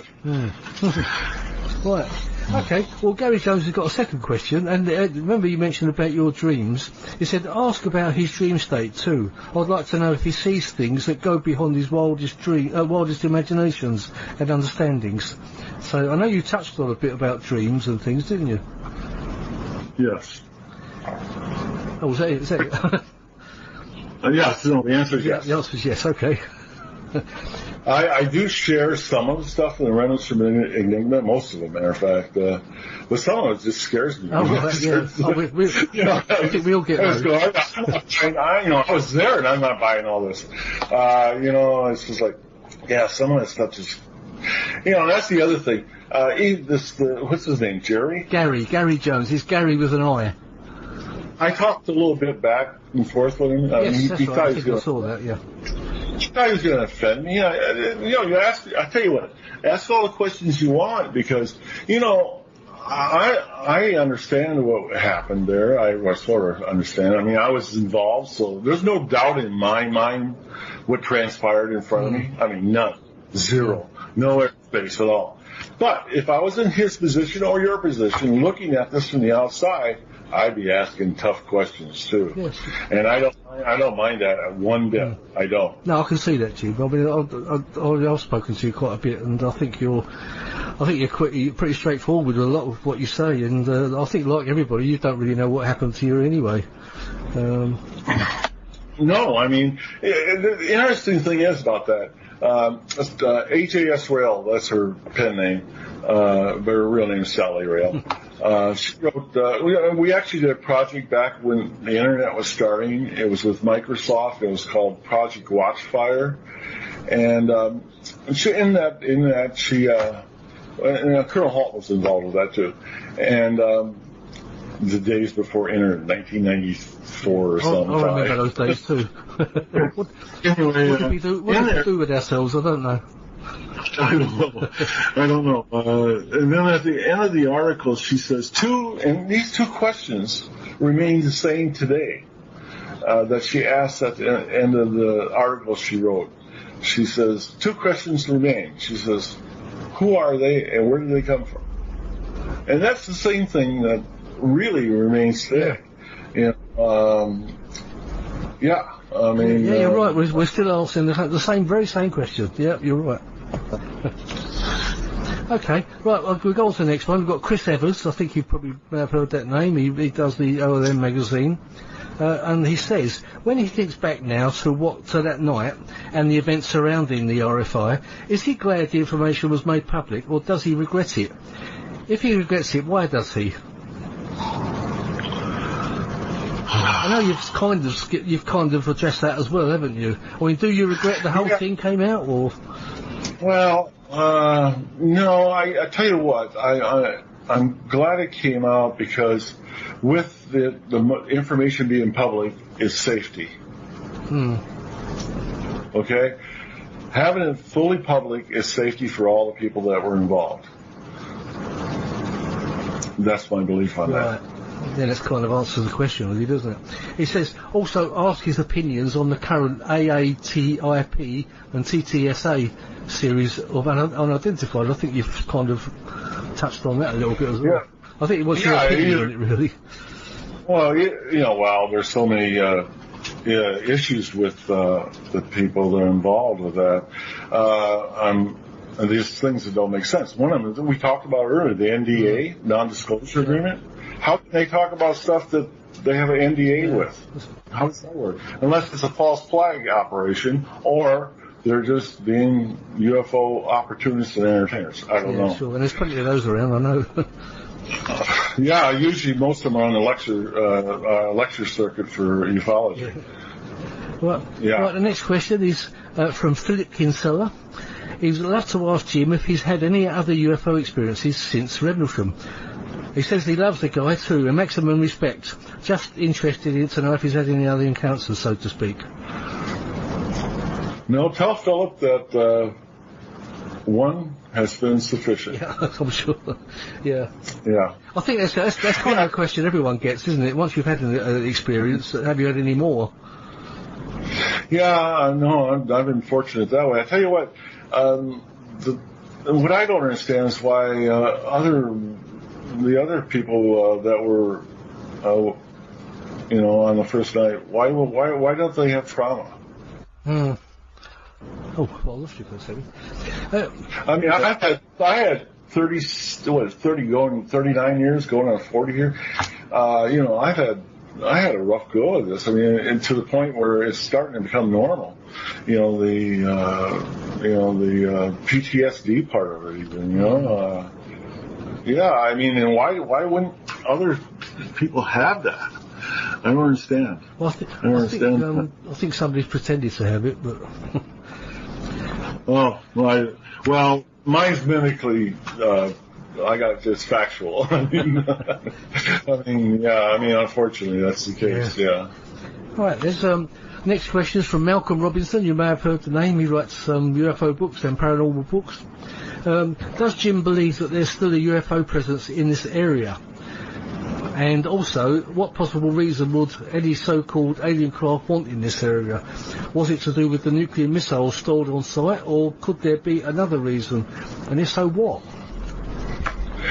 Well, what I've found so far by visiting the coordinate site, and even though Rendlesham Woodbridge was not a coordinate site, it's on the same plane of it, the same latitude, and in Sedona. And I'm going to go to some more after. I'm still planning to go some more. And but what I find is, in one of the theories that we have on this, is that these are accessible points, these coordinate sites, and that is why whatever this ability to be interdimensional, it makes it easier. I don't know, with the gravity or with the structure, the way the planet is, or whatever, that these coordinate sites are key. And of course, I don't know. Sizewell, what is it? Isn't that power plant that sits yeah, north of the that's base? just down the road to me. Yeah, that's right. That's huge. I don't know. There's cases that I have followed because of the military aspect, that some involve nuclear material, and some are just hoaxes, and some people are just don't understand too. Yeah. That's the other part. I think the worst one is that Maelstrom missile thing. That's the worst one I know of. Well, yeah, because there was a problem that used to be top secret with the Boeing missile system. It was a hardware problem that would cause these missiles to go offline, no-go status, arbitrarily throughout the 3 missile fields in North Dakota, Wyoming, and Montana. And it's been happening since they put them in the 60s. And they only recently, I think it was in 2005, declassified it, and because they fixed it. They fixed the problem, why they would go no-go status. And it was a hardware problem, apparently. So there was a theory that Cobra Mist project that ended in 73, I think it was, may have caused some sort of a ripple or damage to the if you look at the interdimensional aspects of it. What's your theory? What do you think about that? Well, the Over the Horizon Radar project, is that what you're talking about? I believe it was, on the Orford Ness. Well, no, I doubt that. I know. It's just a theory that I've heard bandied about, and I think people want to try to connect dots that aren't there, and and because we're trying to rationalize stuff, but I just don't see that. Mainly because of some of the other. I tell you what, the group. I did a National Press Club with 14 people. With James Fox, I think they did the I Know What I Saw documentary out of it. And these people were, it was so fascinating. We had the Belgian general there, and I got, a week or two to talk and have breakfast with these people. And General Jafari. These are some incredible people and some and stories that are real. There's no doubt about it. And I think that there's some really bona fide cases out there. But when you start structuring in like what happened in the Belgian wave, you start doing the Iranian thing, and then also there's a couple cases that I'm fascinated with in South America. These are all military guys, and a lot more rank than I have. I mean, they're general officers, and they're truly perplexed by this, but not those cases. None of those cases there had anything to do with nuclear fission type material. So I don't know. I think ufology likes to find a new avenue to sell stuff. Yeah, I think you're right. Yeah. Do you know what I mean?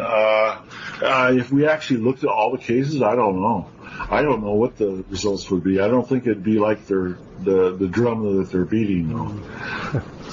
Okay, next question. It's a bit of a long, I don't know if it's long and complicated, but it looks it. Right, Peter McGarry. He says, do you believe that research was going on in the area was responsible for the event? So it kind of touches on what we just said, really. And it says, could our own lasers and EM technology back in 1980 have been sophisticated enough to drive an object like you saw? And does he personally have any problems with this line of thinking? Yes, no. Okay, Peter, no, that's not possible. You don't think so?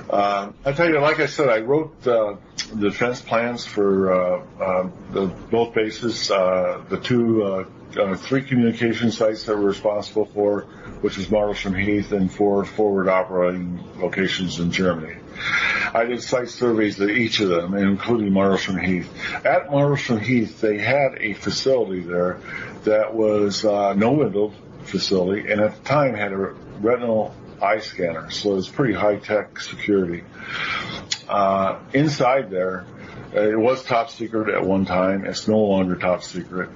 That research that we're doing in there was a common nodal point, and what it did is it analyzed information from our listening sites along the Warsaw Pact borders and stuff, communications, and that's what it was going on there. There was no research being done in there. I know there's been claims by people that didn't know it, don't even have a clearance, didn't have a clearance. They're talking with a secret clearance about top secret stuff. They don't know nothing about it. Okay, you know how top secret works, right? Yeah. I mean, because you have a affiliation. I started the secret act, yeah. Yeah, I mean, this is what I found with top secret in the military. A top secret plan might say, or let's say the secret plan is we have a secret plan with Germany or something, and it says, during the first day of the war, we're going to go ahead and fight with you and do this for you and rub your back.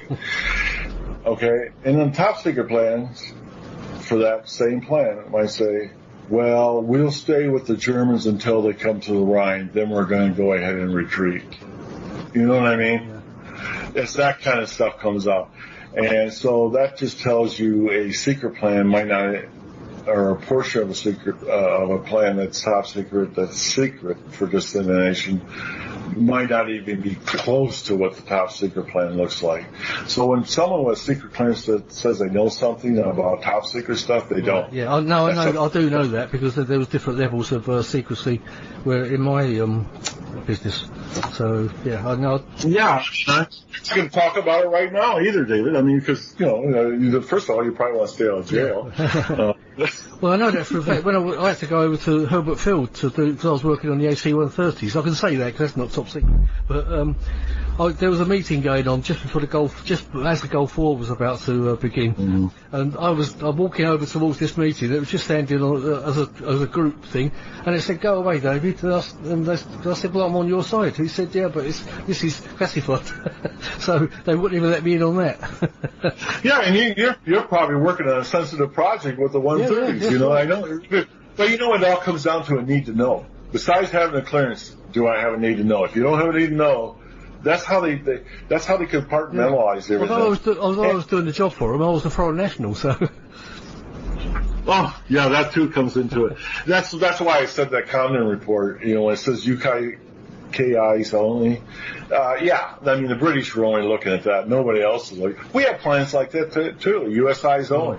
I mean, yeah, and we might have a plan with the British, and we're telling them one thing in the secret plan, and our top secret plan with UK or with the USIs only says something different. Yeah. I mean, that's just the way it works.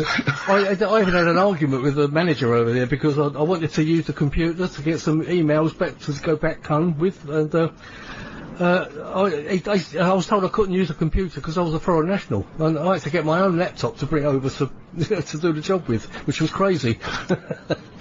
Yeah, I know, but isn't that crazy? But you know what? The British are the same way. It works that way. Yeah. I mean, yeah.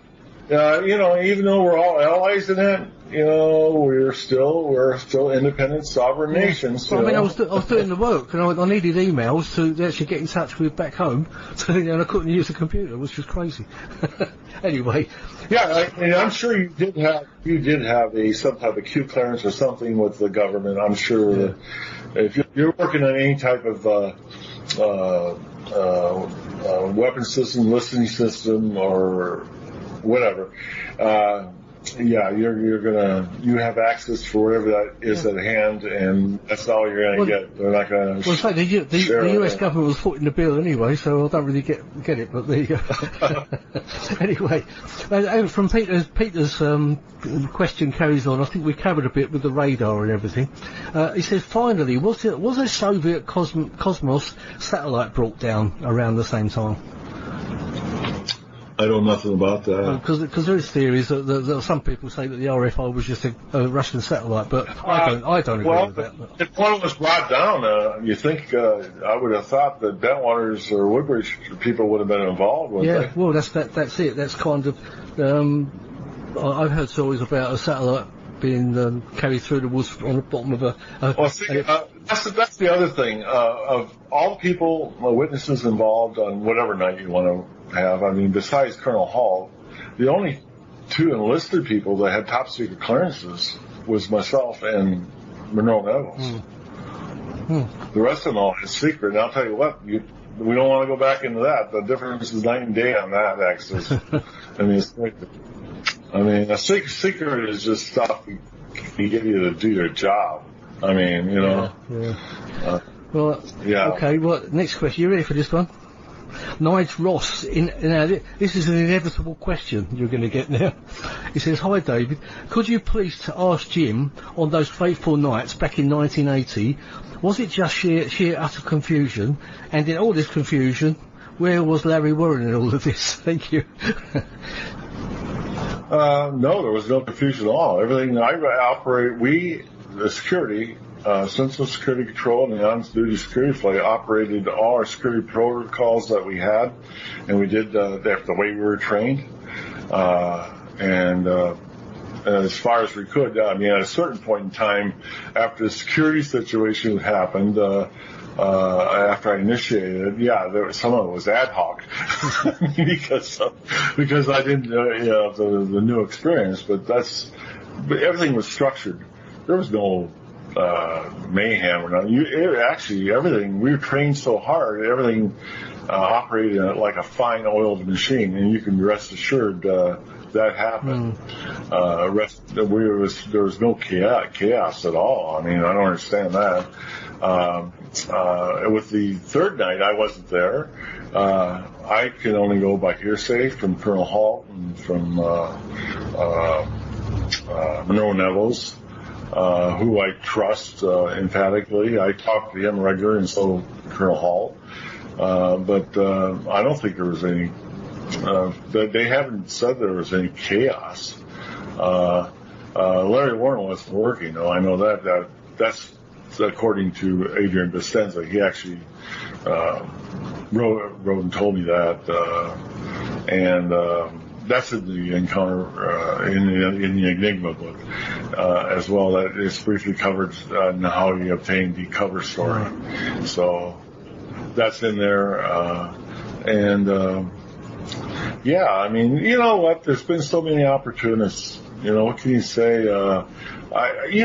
That's what really is disturbing about this whole thing with Rendlesham. I mean, the event is sensational by itself.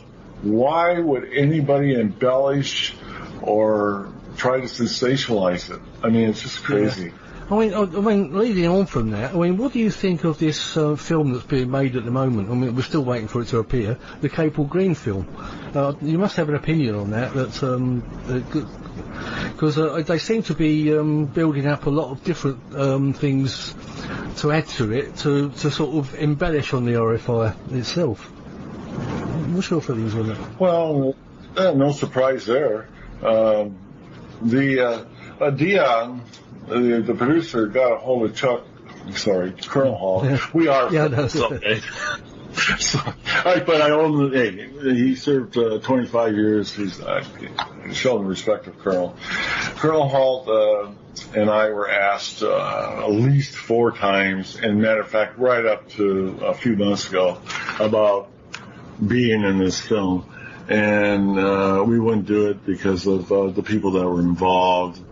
We said it's pure science fiction if you involve them. And then they have witnesses. Yeah, they might have been stationed, but they weren't involved. I mean, so Colonel Halt and I's view on this whole project from Dion, and believe me, they were begging us to be in that film. Yeah, sure. And the colonel was a lot more adamant on his response than I was. I know, he told me. he's copied me all the emails and things anyway. So. Yes, you know, David, just how. Yeah. I know Nick Pope refused to be in it as well. He told him where to go, apparently. Oh, I think Nick and Lindenwall, I think they're going to sue him. I think they're talking about suing the people. So, I know it's getting interesting. Yeah, but if people go and see it, and just remember it's science fiction, and it's not what happened, and that's just the way it is. I mean, if you're gonna do a film about Rendlesham, I think you'd have the 2 people that at least were in charge in each night, Colonel Halt on the 3rd and me on the 1st. I think you would think you'd have us involved. I mean, there's nothing else that happened. Yeah, no, definitely. So I think my advice to anybody seeing Peter Green is don't waste your money. Okay. I don't think many people will know about it anyway. Right, okay, we've got a couple more questions. You still okay, Jim? You got a little bit more time? Hey, I did a coast to coast with Connie Willis, man. That was 4 hours from midnight to 4 in the morning. Oh, wow. Man, okay. Well, you got a few more minutes you can spare then. Okay, that's all right. Okay, I think we touched on this as well. Nigel Ross says, why is it that American servicemen and women can talk openly about eyewitness events of craft, etc., on active service, and the UK armed services can't? You can't. Yeah. Well, I tell you, talk about that Navy stuff that came out. I tell you what it is they're sitting there identifying top secret aircraft, okay, and their signatures and part of the radar systems. I don't want to go into a lot of detail about that. But, are they mistaken? Yes. They're not, they don't have a need to know, for whatever reason. And what the Navy has done since then, because these people like to talk to reporters, and go public, is they initiated a new procedure for reporting unexplained area phenomena, and it's a way to contain the Navy personnel on active duty, and also the Air Force adopting it too. So they have started control systems to stop that. These people are, obviously they don't know for sure about anything because it was a classified system, and there's a couple things I do know about. A couple of them, that it's definitely top secret research prototype stuff, and they didn't have a need to know that's what it is. And I think you'll find that in the future with these new directives coming out that you won't hear active duty anybody in the United States talking about it. They definitely put a containment lid on it here with the publication of procedures. I think you're aware of that, aren't you, David, about the Navy implementing those reports? Yes. There seems to be a slow leak going on at the moment with a lot of stuff, but once those procedures are put out, someone will have to go to jail if they talk about it. That's what it means. Yeah. It's interesting times, I know. Okay, well, the next question is from James Warrow. He says, hi David, question for Jim, if I may. Of course you can. Did you suffer from any illnesses, we've covered this as well, that was in any way similar to the health issues that John Burroughs describes? For example, heart problems, cataracts, or any other eye conditions? No, I'm in excellent health. There you go, James. I'm the only one that was on the craft and examined. So if I'm not affected, how can anybody else That's be? true, yeah. If you that's exactly right. Okay. Right, now, this is from your John Henson, a friend of yours. It says... John, you know what, was he CID by chance? He was CID, yeah. He wasn't just a normal... He wasn't a transport policeman, no, he was CID. You know what, I knew that when the first time I met him in 2010. I said, whoa! He asks the right questions. Yeah, he knows how to do it, yeah. He says, ask Jim what he remembers about Bonnie Templin, please. He says he's tracked her down, but she refuses to enter into any communication. Oh, really? I think we should respect that, really.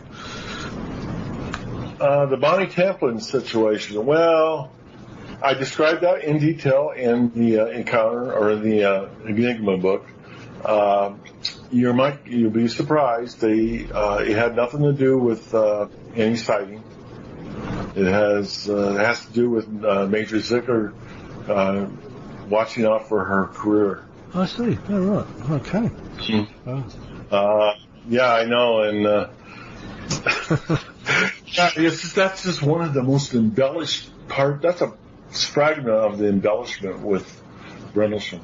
And when you find out what really happened, you go, "Oh, I see why I see why they're trying to protect her career." Right. So, what you're saying is there really wasn't a night 2 or an incident 2, but we need to see the book. Well, there was a night involved, but it had nothing to do with the way it's been portrayed. Right, I see. And also, he suggested about Gordon Williams passing away, and that we heard it on the grapevine. But you mentioned earlier that you'd heard about it anyway. Yeah, it was on Thanksgiving last year, and it just, you know what? And I was in constant contact with General Williams, and he is a very gracious guy. Was a very gracious guy. In fact, one of the things that bothered me so much is, I had the disinformation story, the agent's story, the NSA, to tell after I went to the OSI building, to tell the wing commander. I told him, I said, I'm going to meet with the base commander, wing commander after this. What do I tell them? This is what you tell them. Because it's an active investigation, this is what you tell them. And I said, okay. And so I actually went out and told him this cover story and part of it. And so recently, I've had the opportunity with General Williams to say, geez, General, I want to apologize. At the time, this is what was going on, and this is what I told you wasn't true, and I was under orders. You know what? And he's such a general. Yeah. He goes, Jim. He says, we all follow orders. Don't worry about it. I'm okay. Oh, really? I said, thank you. You know what? I said, I sit there and browbeated myself for 30-some years over that, and you're like, it's okay. We know. And he says, I know things. He says, I'm under orders too. We knew things. So, and that's what we did. And it did create, I tell you what, in the Enigma book, I talk about the cover story, how it starts, where it starts from, how it's implemented, how it's disseminated in the pubs, how it works, and all verified. All this is verified, and how they included then the third night into it. Right. Yeah. Because let's face it, the third night was, according to the witnesses, it was only lights in the sky or UAPs. Yeah, that's what I understand. Nothing actually landed in Capel Green. In actual fact, the farmers field is not called Capel Green anyway. It's the field opposite. But yeah, that's right. That's correct. You are a good researcher on this. No, I'll tell you what I've been told, Jim. No, I do understand that farmers field is actually called Capel St. Mary, something like Capel St. Andrews, Capel St. Mary, I think it's called, in actual fact. Yeah, something like that. Mm-hmm. And the field opposite, just over the road, is actually Capel Green. So they've actually got that all wrong in the film as well, so there you go. Mm-hmm. Okay, right, I've got the last question here. but you've already really covered it, but I don't know if you want to add any more to it. It says it's actually from Mick Sayer. In the 2010 book, UFOs, generals, pilots, and officials go on record. Leslie. Leslie King's book, that's right, I couldn't think of a second name. Chapter 18, he says Jim tells of his experience with the UFO and how he took photos and took sketches, etc., of the symbols, but no mention of the binary code, but of course you've already covered all that anyway. Right, he said this was a major part of the Nick Pope 2014 book, why was it kept a secret? But you've already said, basically, because you were embarrassed about it, but... Yeah, and tell Mick that in the book, The Rendlesham Enigma, I explain that in complete detail too. And your thoughts should be, I would think, after reading and go, oh, okay, that clears that up. And, yeah, because, the truth is the truth. That's just the way it works. But that's a good question from Nick. I know he's a real supporter of the Rendlesham Incident, and he's very curious too. And over the years, so I appreciate the question. He's one of the good guys. He's one of the ones that just wants the truth and nothing but the truth. So help us God. But right, and you know what? And I tell you what, I'm no different than Mick or you or anybody. I'm a skeptic too. So, but when it comes right down to the actual events, I mean, how can you be a skeptic when you went through it? I mean, I'm always. I think I ask just as many questions as you guys do, but mine just happen to be a little bit more educated. Yeah, they're just a little more different, but I asked a lot of questions too. I mean, the trouble with Rendlesham with me and an investigation that we've done, and it's been extensive, is the more questions we have answered, the more questions we have. Yeah, the more to get raised. I understand that. Yeah. It's terrible. There was, I think I've got one more query or question, if you want to call it. Sure. Steve Longaro came forward last year, a couple of years ago, saying what he saw in the weapon. Now, there was a story also that he went out into the woods, but I don't think that could have happened, could it? No, he was assigned to Dulles, restricted area. He was working that night, and no, he wasn't allowed to leave his post. I mean, that never happened. I mean, he was there, and but was he working?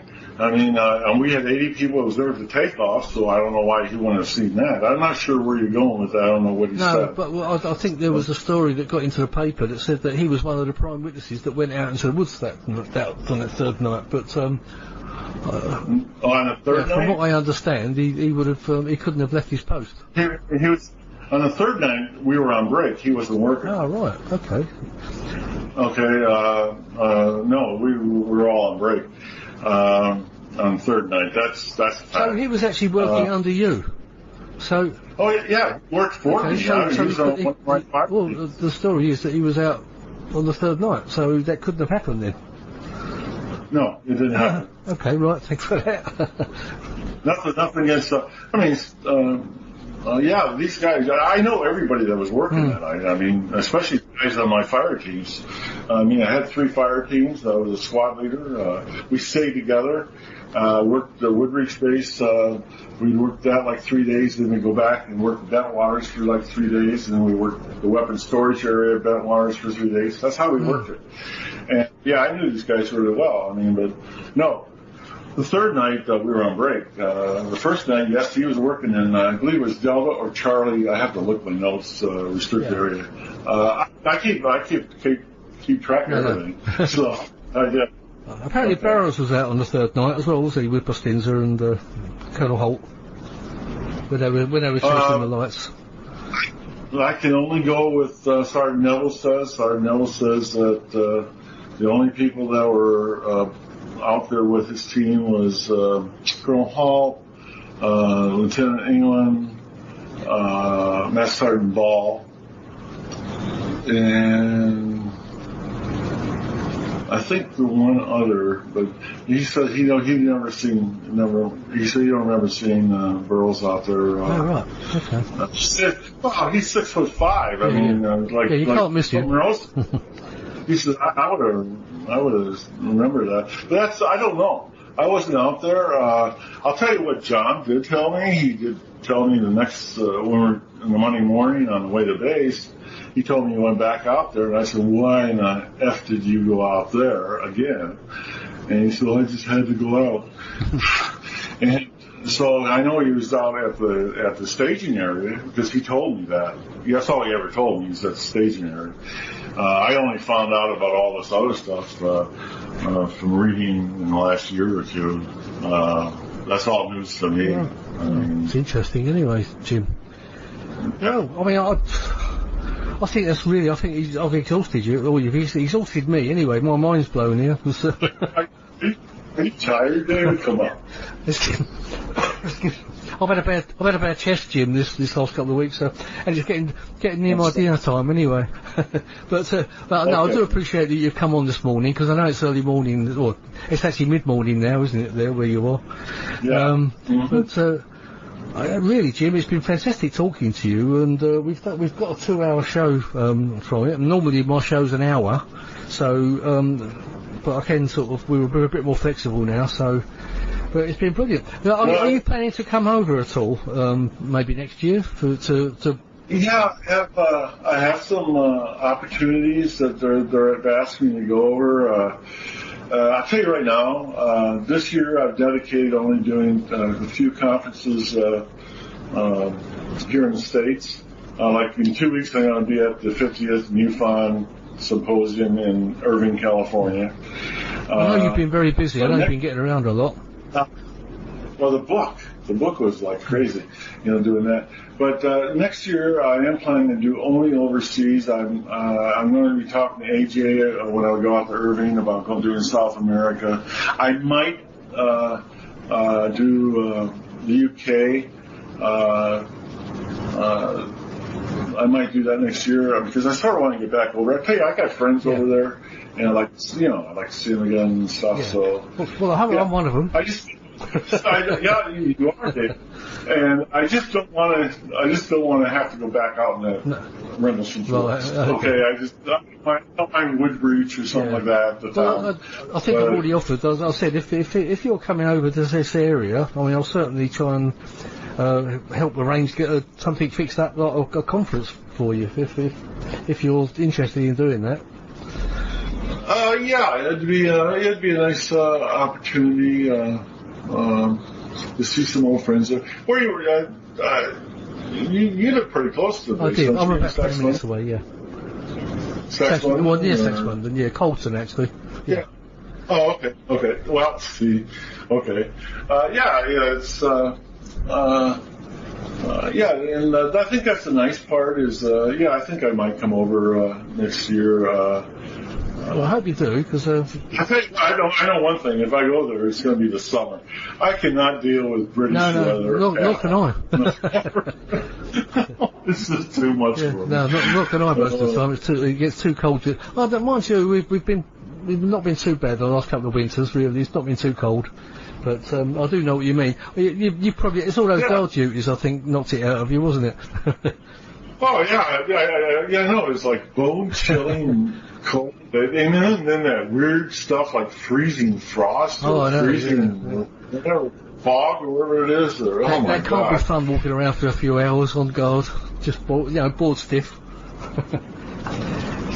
Yeah, it makes for a long night, you know. Anyway, Jim, look, I'm gonna let you go now because I'm so pleased you've given me a couple of hours speaking. But I'm very pleased too, and I want to thank you, David, for allowing me this privilege to be. It's my pleasure entirely, Jim. And as I say, on my site, I've got Paranormal Dimensions site on Facebook.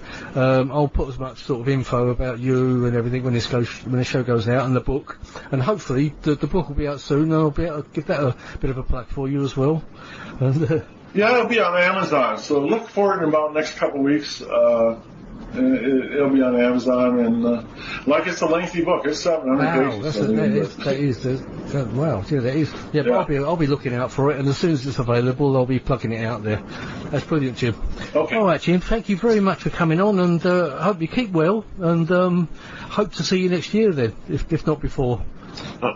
Yes, next year. All the best to you. Thanks, Jim. Take care of yourself. Cheers. Thank you. Bye-bye for coming on. Hello, my name is Jim Penniston. I am here to tell you about a groundbreaking new book about the Rendlesham 40th incident of 1980. It's called The Rendlesham Enigma. This book, 85% of it, is previously unknown to the public and to other witnesses. After 39 years of disinformation and misinformation coming out about the incident itself, I decided to team up with Gary Osborne and write the definitive book. I thought I was more than qualified since I was the first responder of the USAF, United States Air Force, deployment off base on a craft unknown origin. What I would like everybody to do to know is that this book is definitive. It's 702 pages long. Of that 702 pages, 300 pages are endnotes. What it does is presents the facts like never been presented before. Everything I kept close to the vest all these years is in this book. I will put you right beside me on contact number. You will go through the emotional distress that I went through. But at the end of the day, after reading this book, you will have a complete understanding of what actually happened at Rendlesham Forest that night. So please, go to Amazon.com, buy either the paperback or the Kindle. I guarantee you this much, you will not be disappointed. Jim Penniston. Hope you enjoyed that. It was well worth a listen, and if you have heard it before, I still think it was well worth a listen. Okay, the second segment, I've got Colonel Charles Halt. It's an interview I did with him in 2019 on the 9th of September. It was the day after the very successful conference that he had carried out in Woodbridge in Suffolk. What I've done with this show is I've actually re-edited it when it first went out. Because it was carried out in my home, in my study, unfortunately my voice was too far away. So what I've actually done is edited out all the important stuff, which is what Colonel Halt's saying, and I've actually re-recorded my questions to him, basically. So what you'll hear is his replies to my questions, which have just been recorded by me, that's all. Anyway, sit back and I hope you'll enjoy listening to Colonel Halt. I'm sure you'll find it interesting. The first question I put to him was how he thought the reaction to his presentation went. Well, I enjoyed it. There were some very nice people there, and it's a very receptive audience. They listened intently and had some very good questions and quite a few comments afterwards to me. Next, I asked him how things developed from the first night onwards and his involvement and his knowledge of what happened over the entire incident. Well, I can tell you, actually, I got involved the first night in that, as my role as the deputy base commander, I spent a lot of time out on the base, riding with police patrols, visiting the fire department, midnight chow, finance, personnel, you name it, I was there looking around. It was my responsibility to know what was going on the base and try and head off any problems before they became an issue. So, as a result of that, I spent a lot of time visiting with the police, especially because they seem to know more about anything on the base than anybody. Early on the morning of December 26th, that would have been Boxing Day for you all, I stopped by the police station to pick up the police blotters. The police blotters being the chronological listing of everything the police had had involvement in for the previous 24 hours. And when I walked into the building, the desk sergeant looked up and he started to laugh. And it kind of puzzled me because here's a guy that's been working all night long, and, you know, to laugh early in the morning, most of them are in a hurry to get home or whatever. And he was laughing, and I said, well, what's so funny? He said, Colonel, you're not going to believe this. Last night, Burroughs, Peniston, and Cabanas were out in the woods chasing UFOs all night, and the lieutenant, who was a senior police officer on duty, said, don't put anything in the police blotters. At first, I thought it was a joke. I said, you're kidding me. He said, no. I said, I'm serious. I said, well, what do you know? He said, well, sometime after midnight, our patrol at Woodbridge. Now, let me explain. Our police have two career fields, law enforcement and security. Law enforcement, the people working in law enforcement are policemen like most people come in contact with. They drive a patrol car, they write citations to people that drive too fast or whatever. They investigate crime, domestics, anything that ordinary police would do. They wear a blue uniform, they carry a .38 revolver, or they did in those days, a nightstick and a radio and a few other things, handcuffs and whatnot. Then on the other hand, the security people, they're trained entirely different. Their job is air-based ground defense and defense of the aircraft and the weapons. So they wear camouflage fatigues, they carry automatic weapons, M16 in this particular case.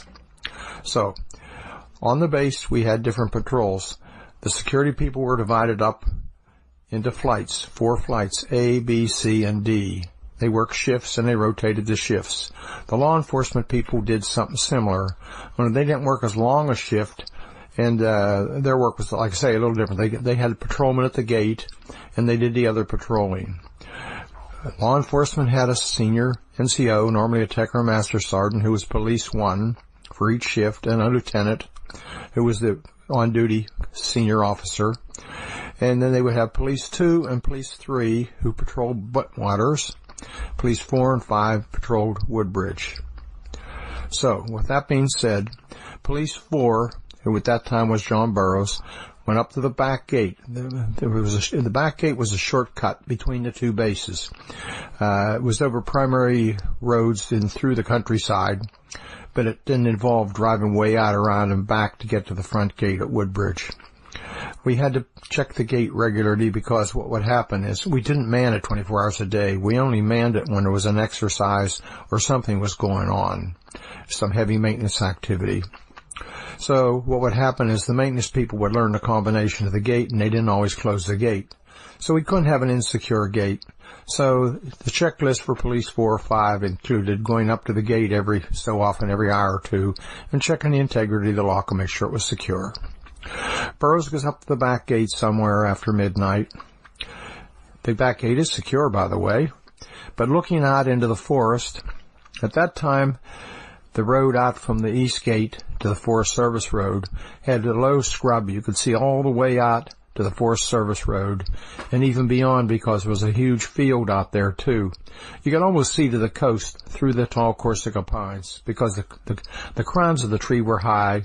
The canopy was up there, but you could walk underneath very easily. He looks out and he sees something out there, something unusual, and it wasn't the lighthouse. We were all familiar with the lighthouse. The lighthouse had always been kind of a beacon to us. He sees what appears to be a downed aircraft. He sees multicolored lights, and there's something on the ground or down near the ground. So he gets his partner to come up, police 5, and Bud Steffens. He comes up, and the two of them look, and they agree there's something out there. Well, they don't know what to do, so Burroughs goes back to the guard shack. He doesn't want to put it on the radio because too many people have scanners, and he doesn't want to cause a lot of panic or a lot of confusion or excitement, and calls the desk sergeant, says there's something out in the forest that appears to be a downed aircraft. So the desk sergeant, who I talked to earlier, calls air traffic control tower and says, do you guys see anything? Is there any report of crashed aircraft? No, nothing's flying. We don't have anything in the area. He calls Eastern Radar, R.F. Wattisham, who is responsible for that area for air traffic control, and they say the same thing. No, nothing going on. All's quiet. He even calls Heathrow Tower, and they say, nope, the only thing we show is 2 tracks coming in from the States, and they're over the English Channel. Well, this is really puzzling. Meantime, Sergeant Peniston, who's security supervisor, remember security, the difference, comes up to the gate, and another patrol comes up to the gate, and they all look out and they see something. There's definitely something out there. So, Master Sergeant J.D. Chandler, who's the senior NCO on duty, also comes up to the gate. So it's decided to go check, see what it was, investigate. So they check their weapons at the gate, because we don't take weapons off the base. And Peniston, the senior NCO, Burroughs, and Airman Cabanasac, who was a new recruit, he had only been on the base for a few days or a week, jump in a 6-passenger pickup truck, 4-wheel drive, head out the East Gate Road. They hit the Forest Service Road. They turn right, and about 200 yards, they turn down a rough trail into the forest. They go so far in, and they decide to stop. They're having problems with their radios, having communication problems. The radios are breaking up, which is very unusual. These are 5-watt Motorola radios and very reliable. So they leave Cabanasac somewhere near the vehicle to act as a radio relay. This isn't normally necessary because we have repeaters all over the base. And they venture into the woods. And exactly what happens from then on for the rest of the evening, nobody's really sure. There's a whole lot of stories, and I know Jim Penniston has talked about it earlier, so I'm not going to cover that. I will mention that there were some issues that they lost contact with the gate people, the folks left behind at the gate for at least 45 minutes, maybe longer. And there was some issues with the watchers that apparently stopped. They come back with a wild tale. I say wild tale because it's very hard to believe what they came back and said. So I pick up the blotters. I kind of laughed a little bit. I had them put an entry in there, something to the effect that they saw some lights and investigated, but they didn't find a crashed aircraft, something to that effect. I don't think the term, as I remember, UFO was used anywhere. I take the blotters up to the base office, our office, and we have our morning stand-up meeting. Now, the morning stand-up meeting was basically the wing commander, vice commander, the base commander, and a couple of the other senior officers. And we'd get together every morning, somewhere between 7 and 7:30, and go over the previous day's activities, discuss what was going to happen for that day, and anything else of great importance that was going on in the base. Well, everybody had read the entry in the blotter, and they were asking some questions, and we kind of joked about a UFO, and not really thinking that much about it. Well, the day passed, and I realized as I went around the base that the cops were all excited. The grapevine had it. We had a UFO crash and this, that, and the next thing. And it worried me a little bit because everybody seemed to be looking at the sky. The next day was uneventful as far as I knew, and the next night, although I learned years later that the on-duty flight chief, new Lieutenant Bonnie Tamplin, had some type of an encounter and saw an issue or something in the forest, went out and had some kind of how shall I say, frightening experience. We know she got on the radio and called for help. I didn't learn this all until later, and she was medevaced out within a matter of a day or two. So that was the second night. The third night, which would have been the first night, remember, was the 25th to the 26th, second night, 26th to 27th, and the night I was out, the 27th to the 28th. It started at a party.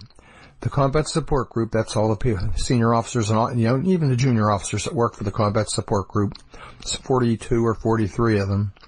We all got together with our significant others and had sort of a year-end party, celebration, recognition dinner at the Woody Bar. The Woody Bar was an old World War II concert hut that had been a bar. It was really just used as an overflow for the officers club for any event we had that didn't require or couldn't get into the officers club or didn't have a large group. So we had gathered there. It was a covered dish dinner, as I said. I think we bought the ham and turkey, and everybody else brought dishes and desserts. We just finished eating, ready for dessert, when the on-duty flight lieutenant came in and said, "I need to talk to you and the base commander immediately." It was Lieutenant Bruce England. Now, Bruce England wasn't an ordinary lieutenant. Bruce England had been in the Marine Corps for 4 years, got out, finished college, got commissioned in the Air Force, and came in. He was pretty mature for a lieutenant, but he was definitely shaken. And he said to me, because I was sitting closer to the door when he came in, "I need to talk to you and the base commander now, right away."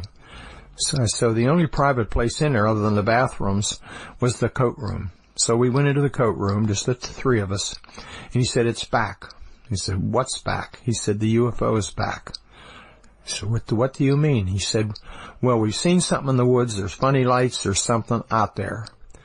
And I was quite concerned immediately, and I said something to the effect that, "You've been off the base? Again?" He said, "Yes." So Conrad and I looked at each other, and it was decided that I would go out, since he was going to make some presentations and give a speech, and put this thing to rest, because we still had some serious doubts and thought there was a logical explanation for what they were seeing. So I went back into the room, contacted the security police commander, Mel Zickler, and said, "Who's your senior NCO on duty?" because I wanted a cop or two to go with me. And he said, "Master Sergeant Bobby Ball." I said, "Great, I knew Sergeant Ball, a very competent individual." I said, "Have him come by the house and pick me up in about 30 minutes or so. I'm going to go home and change clothes. I'm not going to wear a nice suit out into the forest." Besides, it was about 30, 32 degrees, and the wind was blowing. There just wasn't the place to wear good clothes. I said to Conrad, I said, "Oh, I've got to take the car home. My wife's stuck here." He said, "Don't worry about it. I'll take her home." Okay. I then went to Sue Jones, Captain Sue Jones, who ran disaster preparedness. I said, "Who's your standby person?" And she said, "Monroe Nevels." Well, I knew Sergeant Nevels. He wasn't the sharpest pencil in the box, but he was competent. He was a good photographer. I knew that. He often helped the base newspaper. So, and I knew he had a good camera. He had a Nikon F2, and I had a pair of them too, and we both talked about common photography things from time to time when I saw him. So I said to Sue Jones, "Have him come down to the disaster preparedness office to meet us in 30 to 45 minutes after I've changed clothes and tidied up a little bit, and we'll go from there. Have him bring his camera." So I went home and changed clothes. Bobby Ball came by with a Jeep. Bruce England was driving, and there was another NCO in the back, and I learned later it was probably Sergeant Pestenza, but I'm not positive. We got in the Jeep, drove down to the disaster preparedness office, and we had to wait about 10 or 15 minutes because Sergeant Nevels wasn't there yet. The reason he wasn't there is that his wife was at a Catholic women's program at the chapel, and he was babysitting the kids. So the police had to go get her. Another patrolman went and got her from the chapel and took her to the house, and then Nevels put his utility uniform on and came down to the disaster preparedness office. He had his camera with him. I said, "Let's take a Geiger counter along so we can show there's no radiation." So he got a pair of them out and got a source, we called it, and calibrated them and said, "Which one should I take?" And I said, "Your pick, I don't care." So he got the Geiger counter and we all piled in the Jeep. It was pretty crowded. It was an open CJ5. Bruce England says, "Well, we're low on gas. We better stop at the gas station, the base gas station." So we stopped at the base gas station, and lo and behold, there's a couple of cops there with 6 passenger pickup trucks with light-alls behind them, and they're arguing with the fuel attendant. They're trying to tell him they won't run any gas, and he keeps telling them the gas is overflowing. Well, I kind of lost a little patience with him. Says, "Come on, let's sort this out and get on." Well, they move on out. Apparently they were going back out into the forest. We got gas, we crossed the base, went out the East Gate, drove down the East Gate Road to the Forest Service Road, turned right, up the road about 150 or 200 yards, turned down this rough trail. And I mean a rough trail. If we hadn't had four-wheel drive and a high center, we wouldn't have made it. We drive down into the forest, a quarter or half mile, I'm not really sure. And I can see and hear the guys in the distance. We turn left on another side trail into the forest a bit. And lo and behold, there's something like 15 or maybe a few more policemen, a couple of light-alls, and they're all milling around making noise, trying to get the light-alls to work. The light-alls weren't working properly. They couldn't keep them running. And they were complaining. Now, light-alls are pretty simple. It's a little gasoline engine and a generator and 2 big fluorescent lights that you can adjust. We use them for security and also for maintenance work at night. Well, I see all these people and I really get upset. I said, I'm thinking to myself, if we get caught out here in the forest, all of us with all this equipment, it'll be a public relations disaster. We'll never get done answering the mail and we'll all be embarrassed and cause real problems for the base. So I tell them, all right, knock it all off. You guys be real quiet and stay right here and stay still. Don't make a lot of noise. We get out of the Jeep. Bruce England's brought a Starlight scope, first generation scope. And he says, look there into the forest. Out there is where something landed the first night. He apparently knew well where the site was. And I looked in there and I could see a bit of a dull glow, but nothing that I would get excited about. And I thought to myself and said something to the effect to him, so. He said, let's go in and take a look. So myself, Lieutenant England, Master Sergeant Ball, Sergeant Nevels, and Sergeant Pestenza trape into the woods. They take me to this site. We look down and they show me 3 indentations about 8 or 9 feet apart, equal distance apart in a perfect triangle. And somebody's put a couple sticks in the ground for each one of them to mark them. It's very obvious. And, this is interesting, but it still doesn't tell me a whole lot. So we number the sites, and we're walking around, and I had a measuring tape. We took measurements and took some readings, and suddenly Neville says, I'm getting things. I'm getting readings. The 3 indentations had higher than background radiation, and the center of the triangle formed by the 3 indentations was significantly higher. Well, this is impressive. Well, not enough to be dangerous, but certainly significant. So let's try something. Let's go over to the trees here, and we notice there's marks on the trees, rub mark or burn marks on the trees. And so I said, take a reading on the side of the tree toward the indentations and take one on the back and see if there's a difference. Lo and behold, there is. You get much higher readings on the front side of the tree than we did on the back side. Then somebody said, look up, and you can see there's an equivalent of a hole in the tree canopy, and there's broken branches on the ground as though something had come up or down through the trees. Wow, this is starting to get interesting and started causing me a little bit of concern. And we're probably milling around there for taking readings, etc. for, I'm just going to guess, 15, 20, 30 minutes. When suddenly somebody says in the party, hey, look out there. There's a glowing red object, reddish-orange object. We look out into the farmer's field, and guess what? There's this oblong, almost like an eye shape object. It's glowing, it has a dark center, and it appears that something's dripping or shedding off it. I can't remember whether exactly sparks or drops, but something was coming off. What came to mind is when a crucible of steel was poured into a mold, the splashing and whatnot. That's what it appeared to me like. We watched it for a couple minutes, and we're standing there in awe. And I'm thinking, that must be ball lightning. I've never seen it before. When the object actually moves into the forest, it moves horizontally through the forest, bobbing up and down, avoiding trees, so it's obviously under some kind of intelligent control. This is amazing. I just can't believe what I'm seeing. I said, let's try and get close to it. So we try and move up close to it, and what does it do? It moves back out into the farmer's field. Now, while it's in the farmer's field glowing, we look at the farmhouse. In those days, you could see the upper and lower windows, 2-story building.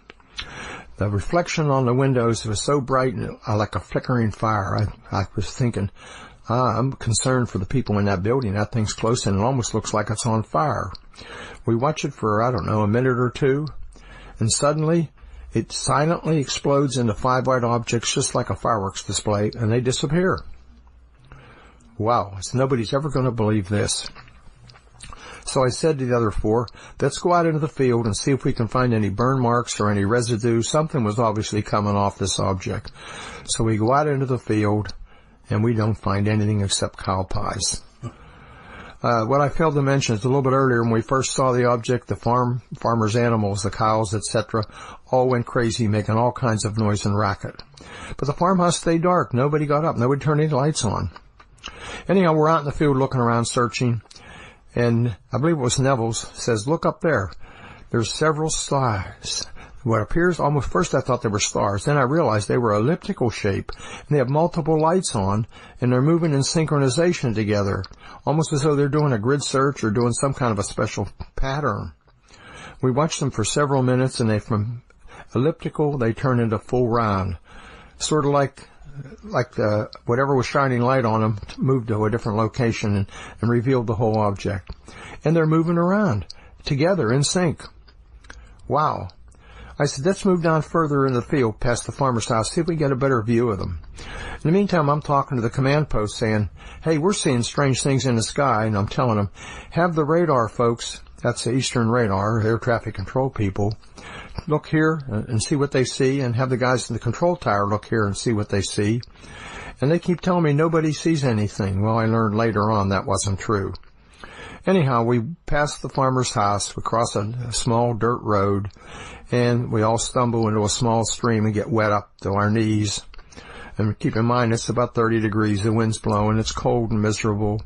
We trudge on out across the farmer's field or across the road from the farmer's house into a plowed field, and we go out in there probably 50, 75 yards, and we're looking up in the sky. And all of a sudden, somebody in the party says, "Look there to the south, out over the sea. There's two bright whites in the sky." Now, this whole time, just about the whole time, we could see the lighthouse, so it wasn't the lighthouse. We know that. I was trying to think maybe the lighthouse was reflecting off something, but there was nothing up there to reflect off of. We watched these objects for several minutes, and one of the objects at very high speed comes directly overhead, and this is clearly stated on the tape. It stops directly overhead. Now it's up over 1,000 to 2,000 feet, maybe a little higher. And we watch it for, I don't know, a very short period of time, and all of a sudden a focused beam comes down near our feet, less than 10 to 15 feet away. It's anywhere from 8, 10, 12, 15 inches in diameter. You can actually see the dust particles in the light. The light is concentrated. It's like a laser beam. We watched it for, I don't know, maybe a minute. And just as suddenly as it appeared, click, it went off, just like someone threw a switch. Well, by this time, I'm almost in shock. Nobody's going to believe this. This is unbelievable. Why did I ever get involved in this? This is just too much. So we watch for a few minutes, and the object recedes back to the south and back over Bentwater's base. There's two objects over Bentwater's base now, and we can hear the chatter. Between the five of us, we had 3 different radio frequencies. I was on the command net. In other words, I could talk directly to the command post. It's very limited. There were only 5 or 6 of us could do that. Bestenza had a security net. He was on with the security police, and Master Sergeant Ball stayed on the law enforcement net. So we had all 3 nets, and you could hear every transmission that was made on those 3 frequencies. And you could hear on the security frequency the guys in the weapons storage area talking about seeing strange things and strange objects in the sky, and beams coming down in or near or in that area. Whoa. Well, it's getting on toward 3 or 4 o'clock in the morning. The command post doesn't seem to care. Nobody seems to be getting excited. We're wet, tired, hungry, cold. I said, since nobody else is interested, let's pack it in and go back to the base. So we trudge back to base. But before we get to the base, we stop where the light-alls were. Now, most of the cops had cleared out. There were still a couple left there. And there's Airman Burroughs there. He had hitched a ride or come out with one of the police patrols. And he'd been bugging me on the radio the whole time to come forward and join the 5 of us, and I kept telling him, just be quiet and stay where you are.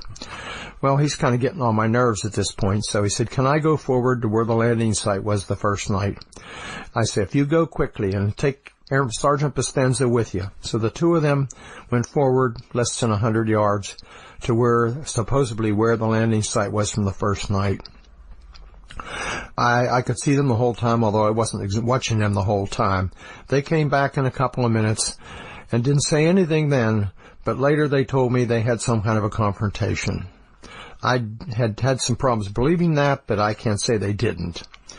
Well, we go back to the base. I go home. Everybody goes home. I take a shower, have a nibble to eat. I can't sleep, so I decide to go into the office.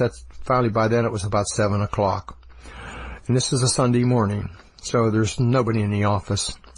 So as I'm going up the steps into the office, we shared the building. The wing commander was on the left going in, and we were on the right, the base commander. As I was going in, the wing commander pulls in a staff car. So I wait and hold the door for him.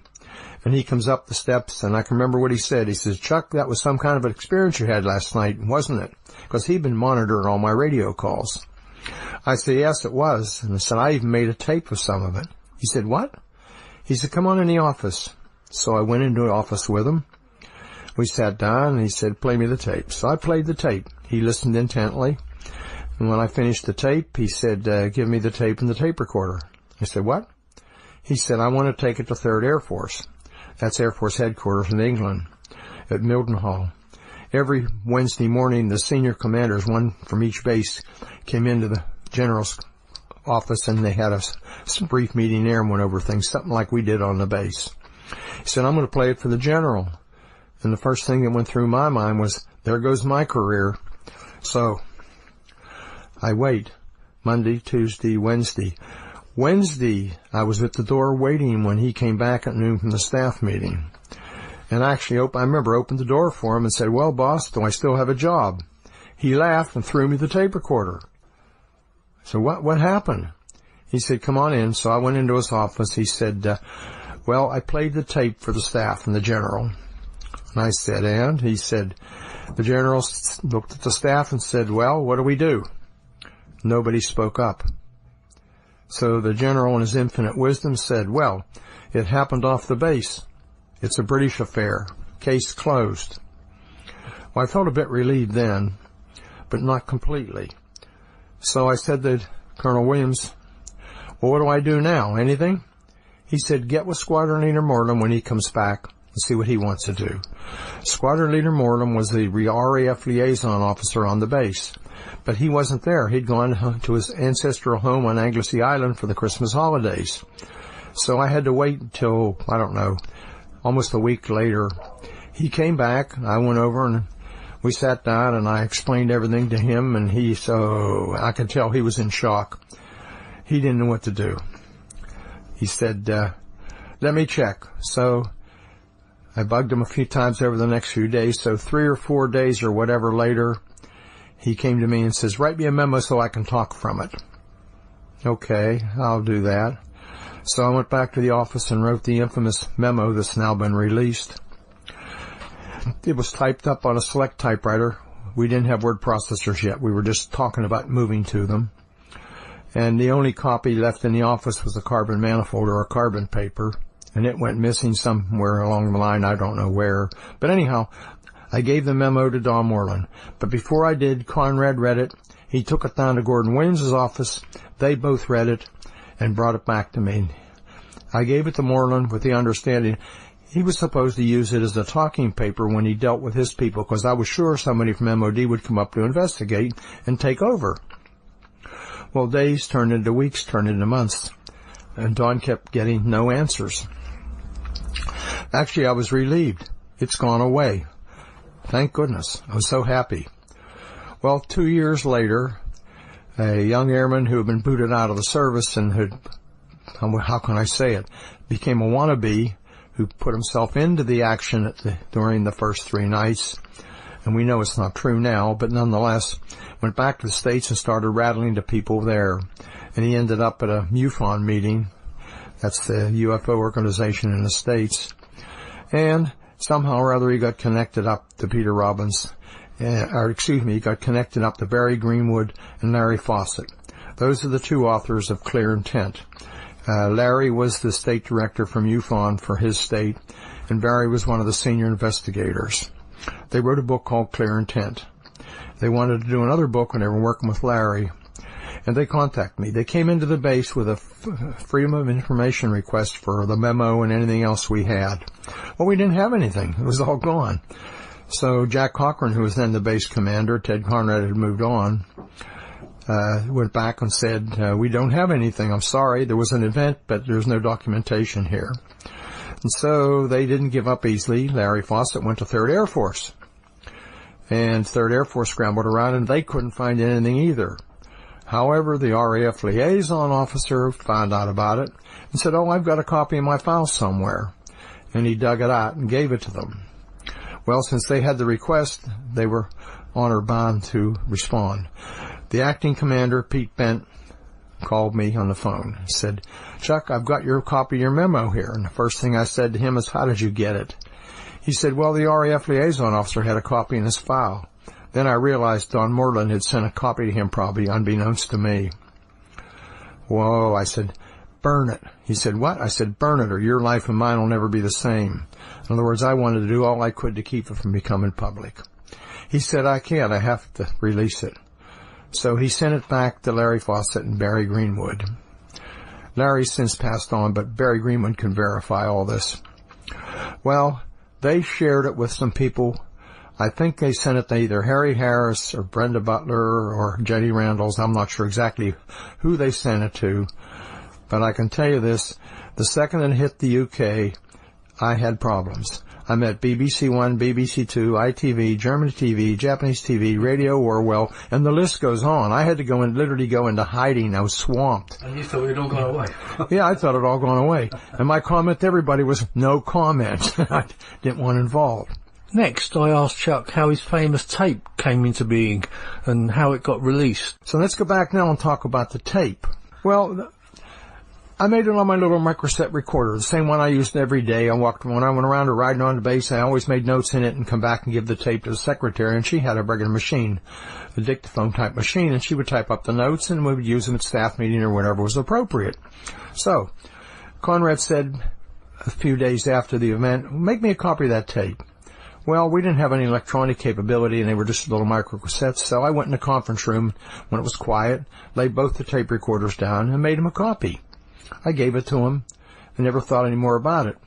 Well, he put it in the desk drawer and left it there, and I think he probably forgot about it too. Several years later, Sam Morgan came along. Now, there's quite a story here with Sam Morgan. Sam Morgan and Gordon Williams went together, undergraduate pilot school training together, and went to Vietnam together. In fact, there's some interesting stories there, but we're not going to go into all the details on that. Morgan didn't do too great in his career. He did manage to make colonel, but he needed a job, and he went to Williams, and Williams managed to get him sent to Bentwaters. They made him assistant DCM or some flunky job to put him in a holding pattern. Well, what happened? He had a son named Sammy. Sammy was a bit of a problem, and Sammy went through base housing and shot out, I don't remember, 50 or 100 windows with a BB gun.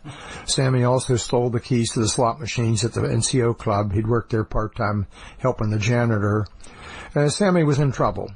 So the police came to me when they realized what was going on and said, what do we do? He's the colonel's son.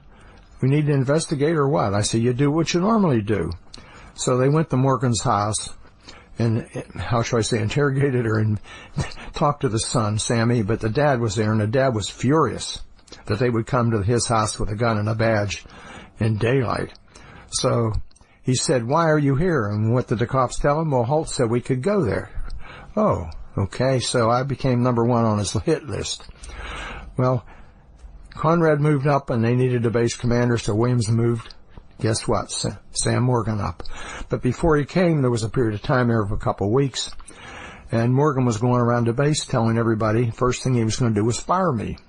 Well, I heard this. It got back to me from a dozen different sources. So I went looking for a job, and I actually found one in Germany. A very good friend of mine, who's now a retired general, was looking for a replacement for him.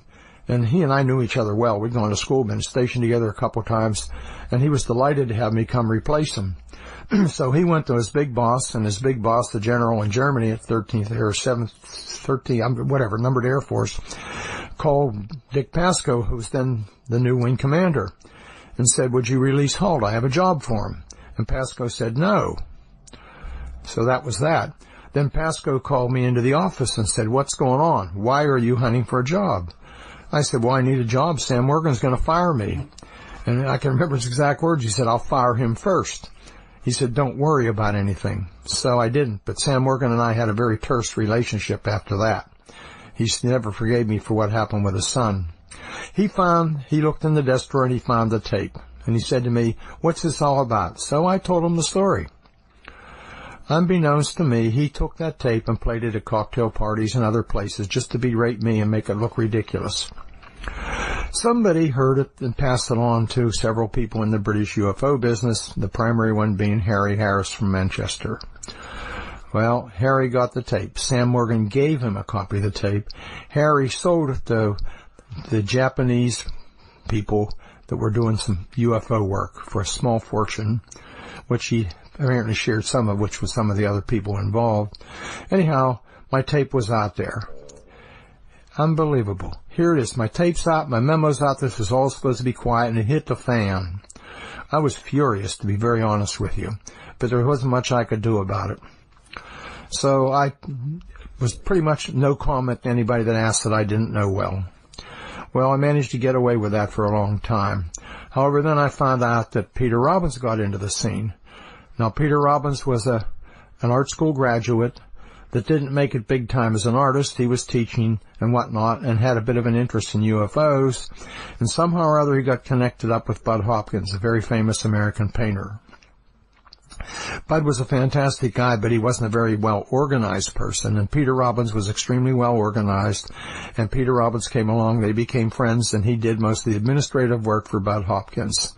Well, through Bud and his activities there, he ran into Larry Warren, and they got together and decided on a book. This is what caused all the issue. Left at the East Gate. It's all full of nonsense and lies and, what do you want to say, forgeries, etc. Nonetheless, the book sold well. So there I was, and I mentioned in the book, my memos in the book, they talk about the tape, they put a transcript of the tape in there, so I'm stuck. So I decided I'll come forward and tell the truth, which I did. The first thing that really happened to me, I was still on active duty, was I get a call from a producer in Hollywood.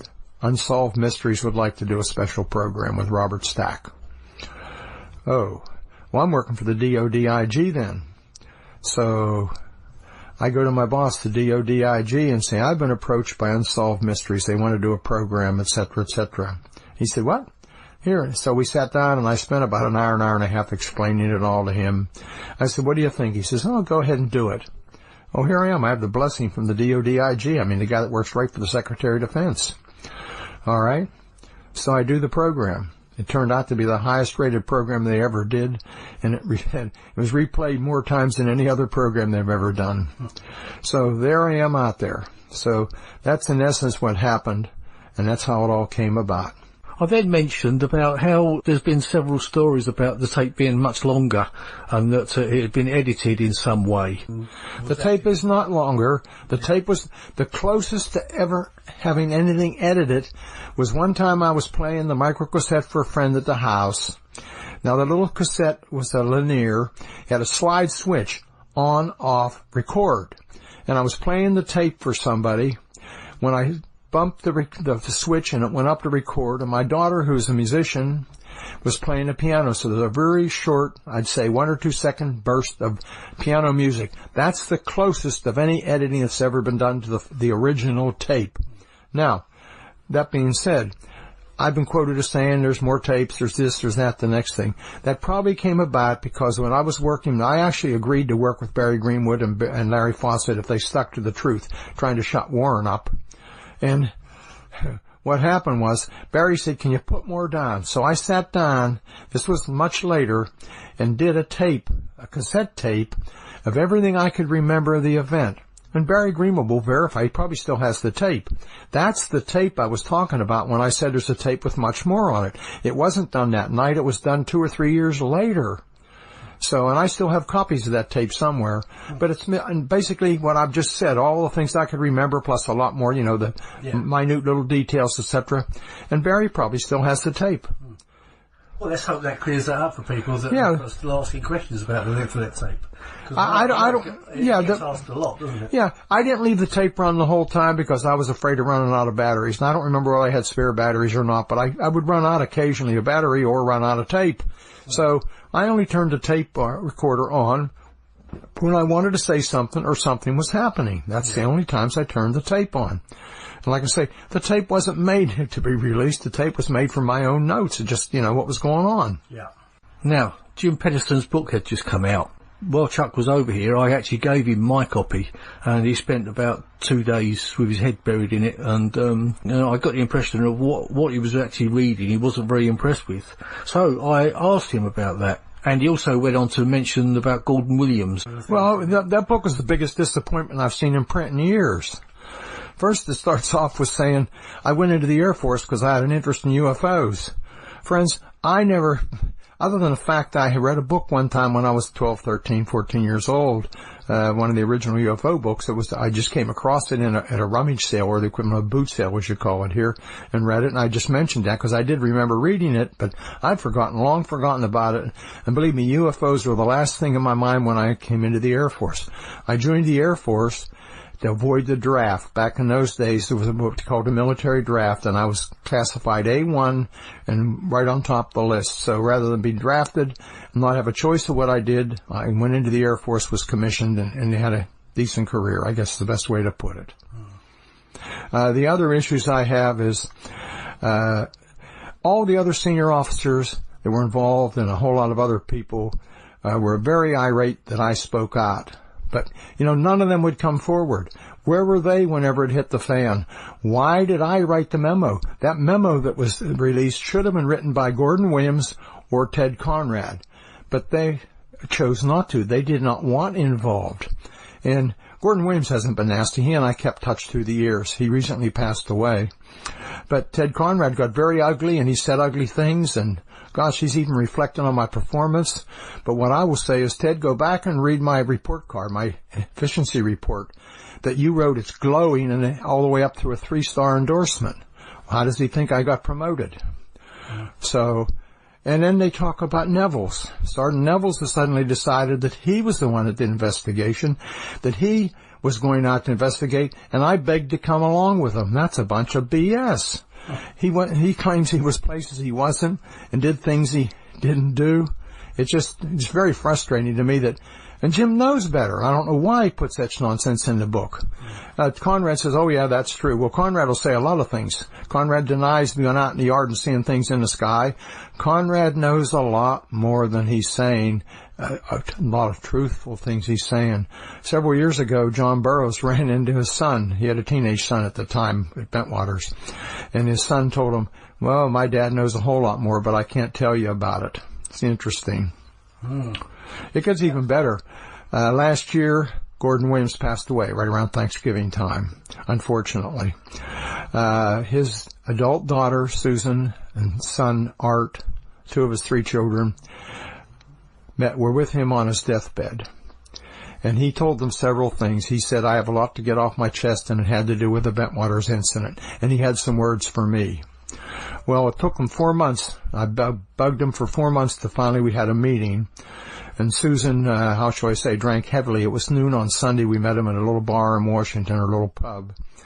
And first thing they did was bring out a 5-page non-disclosure statement that I would agree never to tell anybody what they told me. And very reluctantly, I signed it because I did want to know what Gordon Williams knew, even though I may not have been able to talk about it. I signed the document, and they gave me 2 words. In other words, encouragement, that's all. I can't tell you the 2 words because I did sign the agreement, but it basically was encouragement. They refused to say any more, which is really irritating. Obviously, I think they had planned originally to talk to me, but someone got to them, or something happened, something frightened them. I can't say what, I don't know. Interesting enough, they didn't hold the funeral right away because there were a lot of other activities going on apparently in the family, and didn't hold the funeral and the reception till March. I got an email from Park Sims, who had been a wing exec for 7 years at Bentwaters and was a good friend of mine. We had visited back and forth when I was here, or he and his wife were in the States. He said, are you going to the funeral? And I said, I didn't know about it. He said, well, I was thinking about coming from the UK to the States for the funeral. It was at Arlington Cemetery in Washington. He said, but all the expense of everything, the taxis and the hotel and everything. I said, Park, if you really want to go, I'll tell you what, buy your tickets. I'll pick you up at the plane. You come and stay with me at our house. We'll feed you and take care of you. He said, well, I want to visit some old friends. I said, I'll take you to visit your old friends, and I'll take you back. Well, actually, my wife ended up doing it. I'll take you back to the airport.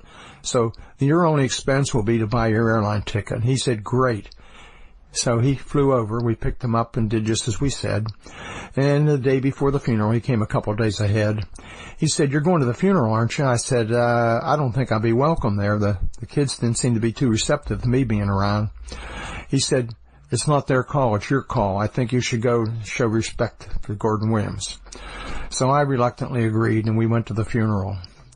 He was right. The children ignored me and gave me dirty looks. But lo and behold, his ex-wife, Marge, who had been at Bentwaters with him, was there. And she was very friendly. We talked to her. She'd been a bit of a problem, at least for me, at Bentwaters, because she was so demanding and wanted so many things. But I realized later the family was pretty dysfunctional, and she was under a lot of stress, probably. Anyhow, we talked at great length, and I asked her what she remembered and so on, and she said she remembered the night that I went out in the forest. The reason she remembered is they had a British couple at the house for dinner, and they had a late meal.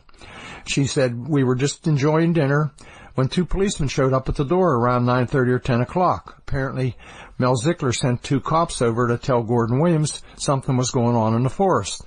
She said Gordon got quite excited, and he got on the phone and called somebody. That somebody, I think, was Al Brown, his golfing partner, and probably one of our best pilots in the wing. And apparently, he went up into the control tower acting as the supervisor of flying. Now, that would be unusual to have somebody go up there at midnight when we're not flying and to have a command radio. So, but anyhow, that's another part of the story. So, I learned a lot more talking to the rest of them. Obviously, Gordon Williams knew a lot more, but I never found out. I then asked Chuck if he was going to speak to Jim about the book. I'm going to have a good talk with Jim and have him explain. And Gary? No, I know he's taken exception to things I've said, but primarily, I've seen the notebook several times, and I never saw anything in it that indicates 16 pages of code. Now, that doesn't mean he didn't have them, and he may have taken them out. We said at one time he took some out, all but 6 pages or something, but he didn't say anything about that for how many years? 25 years or something. So, and people ask me, what do I think? I say, I have problems with the code. But I do say Jim sincerely believes it, and I can't answer. You have to talk to him. All I know is he says he got the code. It would be interesting to have him sit down now in a plain room with a sheet of paper and a pencil and see if he can duplicate some of those ones and zeros, if he can still do it. If it was downloaded and he has it planted in his memory, if he could duplicate that, it would be scary to me. Now, a lot of things have happened over the years. A lot of people have retired. People have come forward. It's very interesting. I've learned a whole lot more happened at that time that I didn't know about. For instance, the air traffic controllers at Bentwaters, the 2 guys up in the control tower, they actually watched, the night I was out, they actually watched an object go across their scope at 2,000 to 3,000 miles an hour. They watched it go across twice. It came across, went back across. The object approached the control tower, came within good visual distance of the control tower. They saw the glowing reddish-orange object. They watched it go into the forest where I was. Found out later that Eastern Radar had picked up a blip too, and it dropped off the scope somewhere near Rendlesham Forest. And even better than that, a member of the Neatis Head, who had air defense responsibility for the area, had an interesting thing. They had the 2 cameras on their radars that picked up everything. Right after the event, American and British ranking people came, and they confiscated the logs for the cameras. They confiscated the camera tape, and they told the controllers, you didn't see anything. And that's on the record now.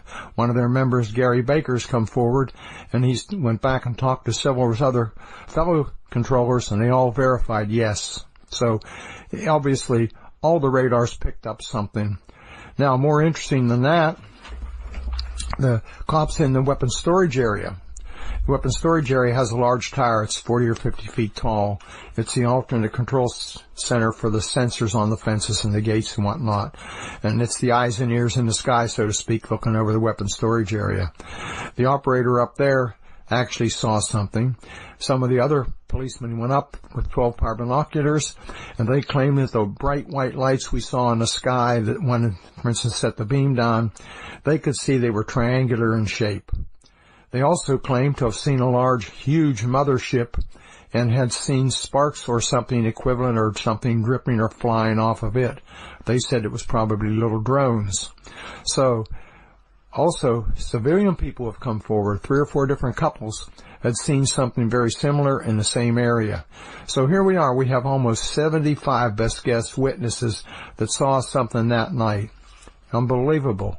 So when someone says we saw the lighthouse, yeah, we saw the lighthouse, but that's not what we were dealing with. The lighthouse was visible a lot of the time we were in the forest. When we got in a high point or some clear point, we could see the lighthouse. Yeah. The lighthouse is interesting. It has 3 lenses, red, white, and green. Red and green focus the sea and the white the land. If you see the lighthouse from the land, you do not see a red and green light. You see a white light. We saw a red object, not a white object on the ground. So It wasn't the lighthouse. I met the lighthouse keeper and his wife and had a drink with them, talked with them for a long time. The lighthouse is automated. In fact, I think they're going to decommission it now. I can say it's not as bright now as it used to be then. They've dimmed it down or changed the wattage or whatever they do. But it's still there. It was the last time I looked. Yeah. And because Chuck had just mentioned the lighthouse, I mentioned the lighthouse and the fact that I'm surprised that many other UFO reports haven't been made over the years. If in fact that's what they were looking at, as has been suggested by one or two researchers. Oh, we would have been getting constant UFO reports. The cops don't know. I won't say all the cops knew. You know, anybody that worked that area knew the lighthouse. You could see it flashing. It flashed every 4, 5, or 6 seconds. Yeah, it was. We were very familiar with the lighthouse. In fact, I've been out there many times taking visitors out to the Castle Keep that's still standing and to the 2 little pubs out there that have good food at a reasonable price. It was a nice place to take people on, a Saturday or Sunday afternoon, a pretty beach, nice setting, good food, a little castle to look at or what's left of it. So I'm very familiar with it. Next, I asked Chuck about the plaster cast, as he had brought it over to show everybody. Oh, you want to talk about the plaster cast? Yeah, there's some question about the location. Jim Penniston has been back with me at least 4 times, if not more. I think 4.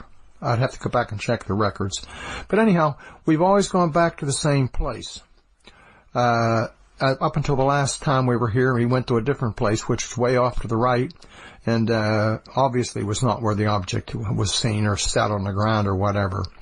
But the interesting thing is, when I went out the following day, I took a British friend out that wanted to see it. That was Tuesday or Wednesday probably. And I took a 35mm film cassette, because those little black cases that film used to come in, and scooped up some soil out of the indentations. And my friend also scooped up some. He had his analyzed. And he came back and said, "Oh, I know how you made those indentations. You made them. You used plaster." He said, "You used plaster of Paris because I picked up calcium carbonate in the sample." I said, "No, let me tell you what happened." Jim left the scene 5:30, 6 o'clock, went, did his debriefing and went home. And he was nervous and upset and thought for sure, and he rightly so, that nobody would believe him. So a friend of his landlord or neighbor was a plasterer. So he was talking to him, and the guy said, "You know what? I'll give you some plaster of Paris, and you can go out and make plaster casts of those indentations, and you'll have some physical evidence." Jim said, "Great." So he got a backpack and a jug of water and a bag of plaster of Paris, and he went out and made 3 plaster casts of the indentation. He signed them, put the date on them, and numbered them 1, 2, 3. So that's the story of the plaster casts. Now, Jim was nervous that they would disappear, and I know he told me he put them in a big plastic bag and buried them in his garden here in Ipswich, and left them there for several years. But then he rotated back to the States, and he was afraid something might happen, so he gave me one. He put one in his household goods. Now, when you ship your household goods from the military coming back from overseas, you put things in small boxes. They inventory and number them. They put it in a larger box. Then it all goes into a huge shipping crate, which is 6 or 8 feet tall and about 4 feet across by about 4 or 5 feet. They're nailed shut. They're caulked and sealed to protect them from the weather, and they're shipped directly to you, and they open them only in your presence at your new home. Well, Jim's shipment was delayed something like 6, 8, 10 months, I know, forever and ever, and they had to put tracers on it many times, and it seemed like they couldn't find them, and they finally showed up. When they opened the crate, which was still supposedly sealed, opened the boxes, the plaster cast was gone. Hard to explain. Why would anybody go to that much trouble? I don't know. I do know one thing I've learned later. About 3/4 of the thing I was told at the initial investigation, just was a brief thing, by the first 3 participants that were out the first night and others that were involved on the peripheral, they had all been messed with drugs and hypnosis. Unbelievable. In fact, the statement that Jim, John, and Cabanasac gave me were canned statements they were told in the OSI office. Here's what you can say. They never told me that till years later. They didn't tell me until years later that they were given drugs and hypnotized. No. Several of them told me they recognized somebody from a photo, and I didn't start this. But the UFO advisor to the White House, a medical doctor with a PhD, was involved. He was here. He's known in some circles as the UFO cleanup doctor. He was involved. So, a lot of other people, there's a lot of disinformation. A lot of things have been colored. Recently, I had 2 people come forward to me. My daughter, who's now almost 50 years old, who was a high school student at the time at Bentwaters, was intimately familiar with the incident because I come home and told them. Here she is, 35 years or whatever later. She's in an outdoor store in Manassas, Virginia, buying camping gear, and she asked the clerk at the counter, "Do you give a military discount?" She had been in the military. She'd been in the Army band in Washington, as is her husband. And they said yes. But standing beside the clerk was the assistant or store manager. And so he overheard the conversation, and he said to her, "Were you in the military?" And she said, "Yes." He said, "What branch?" She said, "Army. I was in the Army band in Washington my whole career." "Oh," he said, "well, I was in the Air Force." She said, "Oh?" He said, "Where were you stationed?" He said, "Well, I was initially stationed at RAF Bentwaters in 1979 to 1981 or 1982. She said, "Bentwaters?" She said, "My dad was there." "What?" She said, "Maybe you know my dad." He said his name was Colonel Halt. And the guy says, "Colonel Halt? Do I remember him? I was out there with him." She said, "What?" So she gave me his name and number, and I called him up. And at first I was a little suspicious, but no, he knew Bob, Sergeant Ball. He knew everybody. He knew the flight schedules. He was right. He had been one of the cops that was left at the gate to guard the weapons whenever I went out into the forest. He was holding the weapons for all the cops that were out there. He and his partner, Smitty. Meantime, Smitty got hold of somebody through the 81st Police website where you could go back and look for people that were stationed there with you, and made some comments, and somebody picked him up. I don't remember exactly who. David, I think you might have been involved. Yeah. and they contacted me, so I called him up and talked with him, and he verified, and each of them said, Smitty said, and so did Jeff, that they both were there. And I said to each of them a couple of things. I said, first of all, "What did you see?" And they both told me, "We saw the glowing object. We were very frustrated. We wanted to come out and be with you, but we couldn't leave the weapons." Wow. And I said to both of them independently, "Was Larry Warren there?" And they both said the same thing. "Are you kidding? Larry Warren wasn't there." Larry Warren was a joke. He was a druggie, and they knew it. The next thing I wanted to try and clear up was the controversial statement by Michael Stacey Smith that he'd been on guard duty with an M60 machine gun. Well, I can't, go ahead. I can't say he didn't have an earlier experience, because I can tell you there are so many people that have had experiences going all the way back into the 60s and 70s, military people. In fact, there's one particular case in I think it was 1972, where the police in the weapons storage area actually opened fire on an object, obviously with no effect. But there multiple people have had experiences.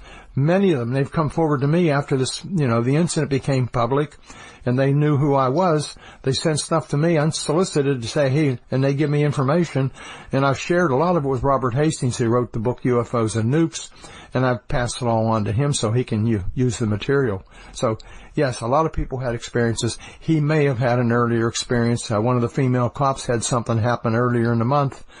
She went back to the States mid-month, but prior to going back, she apparently saw something similar. But you ask about an M60 machine gun. We did not routinely bring out M60 machine guns. M60 machine guns were only brought out for certain exercises, and then we didn't bring out the belted cartridges. Hey, it's a crew-served weapons that two people have to operate. One guy carries the bullets and one guy carries the gun. If we had a real-world incident, yeah, they'd have been out there.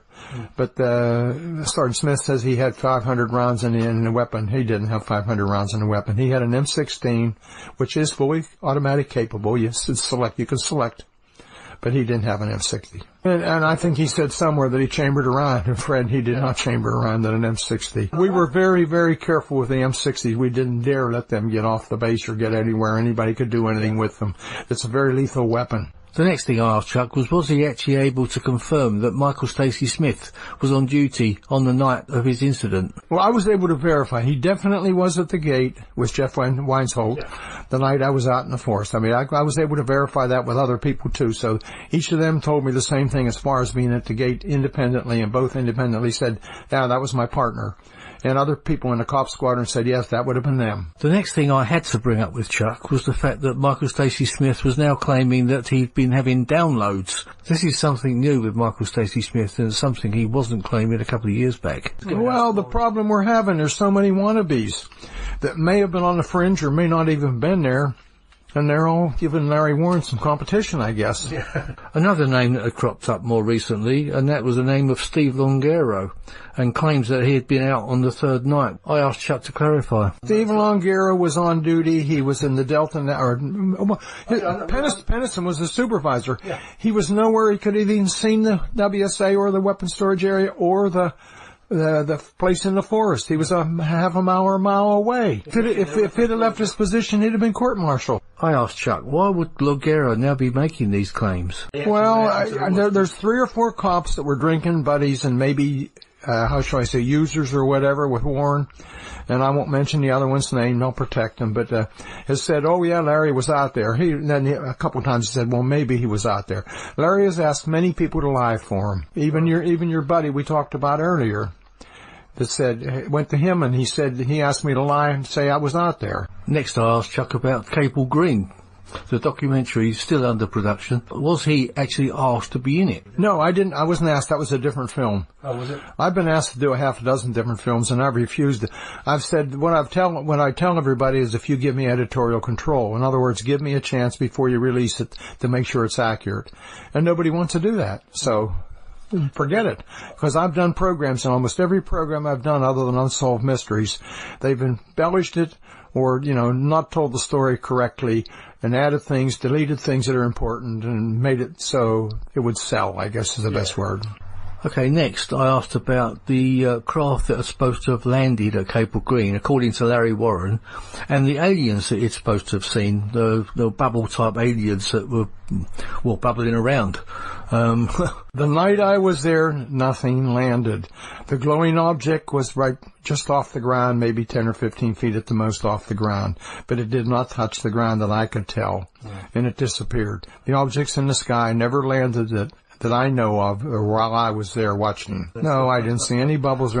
I kept looking for something strange. I mean, other than what was going on was strange enough, and really phenomenal. Next, I spoke to Chuck about the fact that he'd spoken to some legal people about the film using his name and likeness in the film, which he disagrees with, and I understand that other people have also done the same thing. Well, they're going to get a surprise because they may meet some legal people when they put it out. Yeah, I've talked to some legal people. And they tell me the same thing. You've got a good case if they use your name.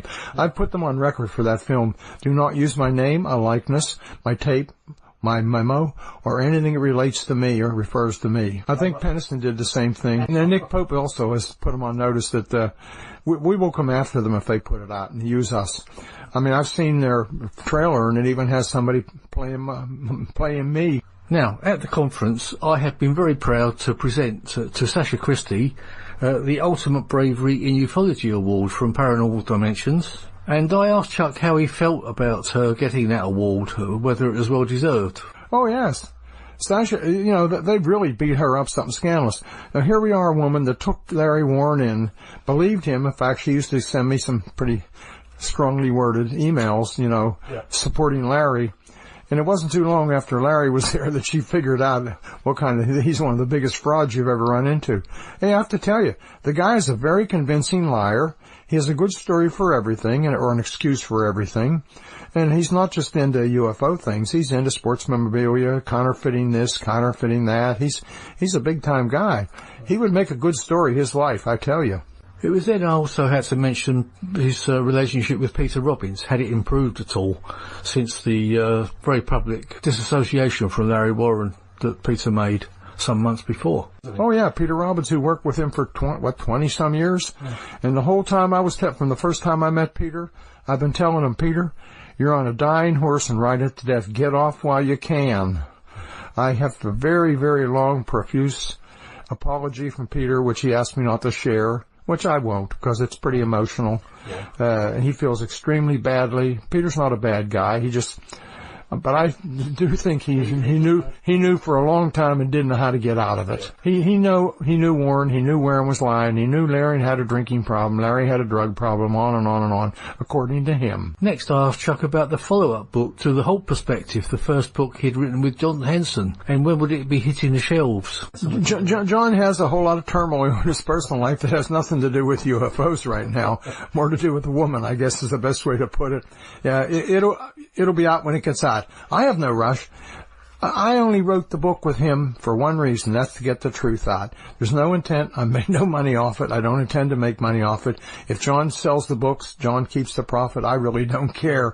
I just wanted the whole truth out. It was written more to be a textbook type thing for people that are very seriously investigating the incident. Yeah. That's why we go through and say, he said this, she said that, and I comment. More's come out. We've learned a whole lot more. Yeah. I didn't know until not too long ago that the statements I was given initially by the first three people, they were canned statements. They were told what to say and what they couldn't say. And there's some real issues. For instance, John Burroughs isn't sure what happened in the forest. I'm not sure Jim is 100% sure either. Yeah. Because John's been given screen memories and has things blocked. Now, they've been hypnotized multiple times since then, and I know John's diligently talked to people, experts in hypnosis, to try and find out. He wants to know what really happened in the forest. He doesn't know. He'll admit that. As this interview was drawing to a close, I asked Chuck what his future plans were. I don't have any big plans, but if appropriate, I'm willing to. I'm not doing too many more programs. I'm not excited about doing a movie or anything. That's not. I've got my own life. I put this on the shelf and don't pay any attention to it until somebody asks the question. If it's a legitimate somebody that's honest and straightforward, I'll answer it. If it's somebody on the fringe with some nonsensical thing or wanting to do a movie that make a lot of money or something, I just tell them no interest. In closing, I referred back to Jim's book, and I asked if Chuck would be talking to Jim any further. I asked if it would affect their relationship. I also mentioned that a lot of the quotes in the book weren't actually Jim's, but they were actually other people's opinions. This was the reaction I got. Well, I'm just very hurt and disappointed with the book, to be very honest with you. If he wasn't there and doesn't know, then he needs to say this is somebody's opinion, or this is this or this that. And there's a lot of quotes in the book, but they're all taken out of context, and many of them are slanted. They don't tell what was going on. They just take a sentence or two. It was here that I thank Chuck very much for the interview and would hope to see him again maybe in 2020, but I'm afraid this year had other plans. But we hope for next year. Oh, it's my pleasure. I appreciate the invite and all. It's been fun. And I've met a lot of nice people. Some people I hadn't seen in years and others that I'd never met before. And they were... Well, I have to tell you, the first time I did a speech over here was years and years and years ago with Harry Harris up in Manchester. And when I didn't know, I walked into a hornet's nest. All Larry Warren's followers who ardently believed him were there. And when I said he wasn't there, they about went crazy. I almost had to run for my life. And just a final word from Chuck, after it was mentioned that Larry Warren and Gary Heseltine were invited to the conference. Oh, I would love to have had Larry here. Oh, or Gary Heseltine. Never mind. Yeah. I have to laugh when I talk the name of his magazine. I think it's funny. Well, there it is. Once again, thank you to Jim Penniston and to Colonel Charles Halt for those two great interviews. I think you'll agree with me that just about everything is covered during those two interviews. Just a reminder, if you'd like to read Colonel Halt's book, it's The Halt Perspective, available on Amazon, published by Haunted Skies Books. So, I'd like to take this opportunity to wish everybody a very happy new year and join me again for next week for a final show for this segment until I take 3 weeks off. And it's going to be Colonel Halt with a whole new interview. And also you'll be hearing the whole presentation that he did at Woodbridge Hall. So, goodbye and thank you and join me next week. Happy New Year, everybody. Unidentified flying objects, commonly known as flying saucers, do exist. Some kind of flying objects have been photographed in the sky. If they cannot be identified as objects known to man, what are they? If they are not man-made, who made them? If they are not from this planet, where are they from?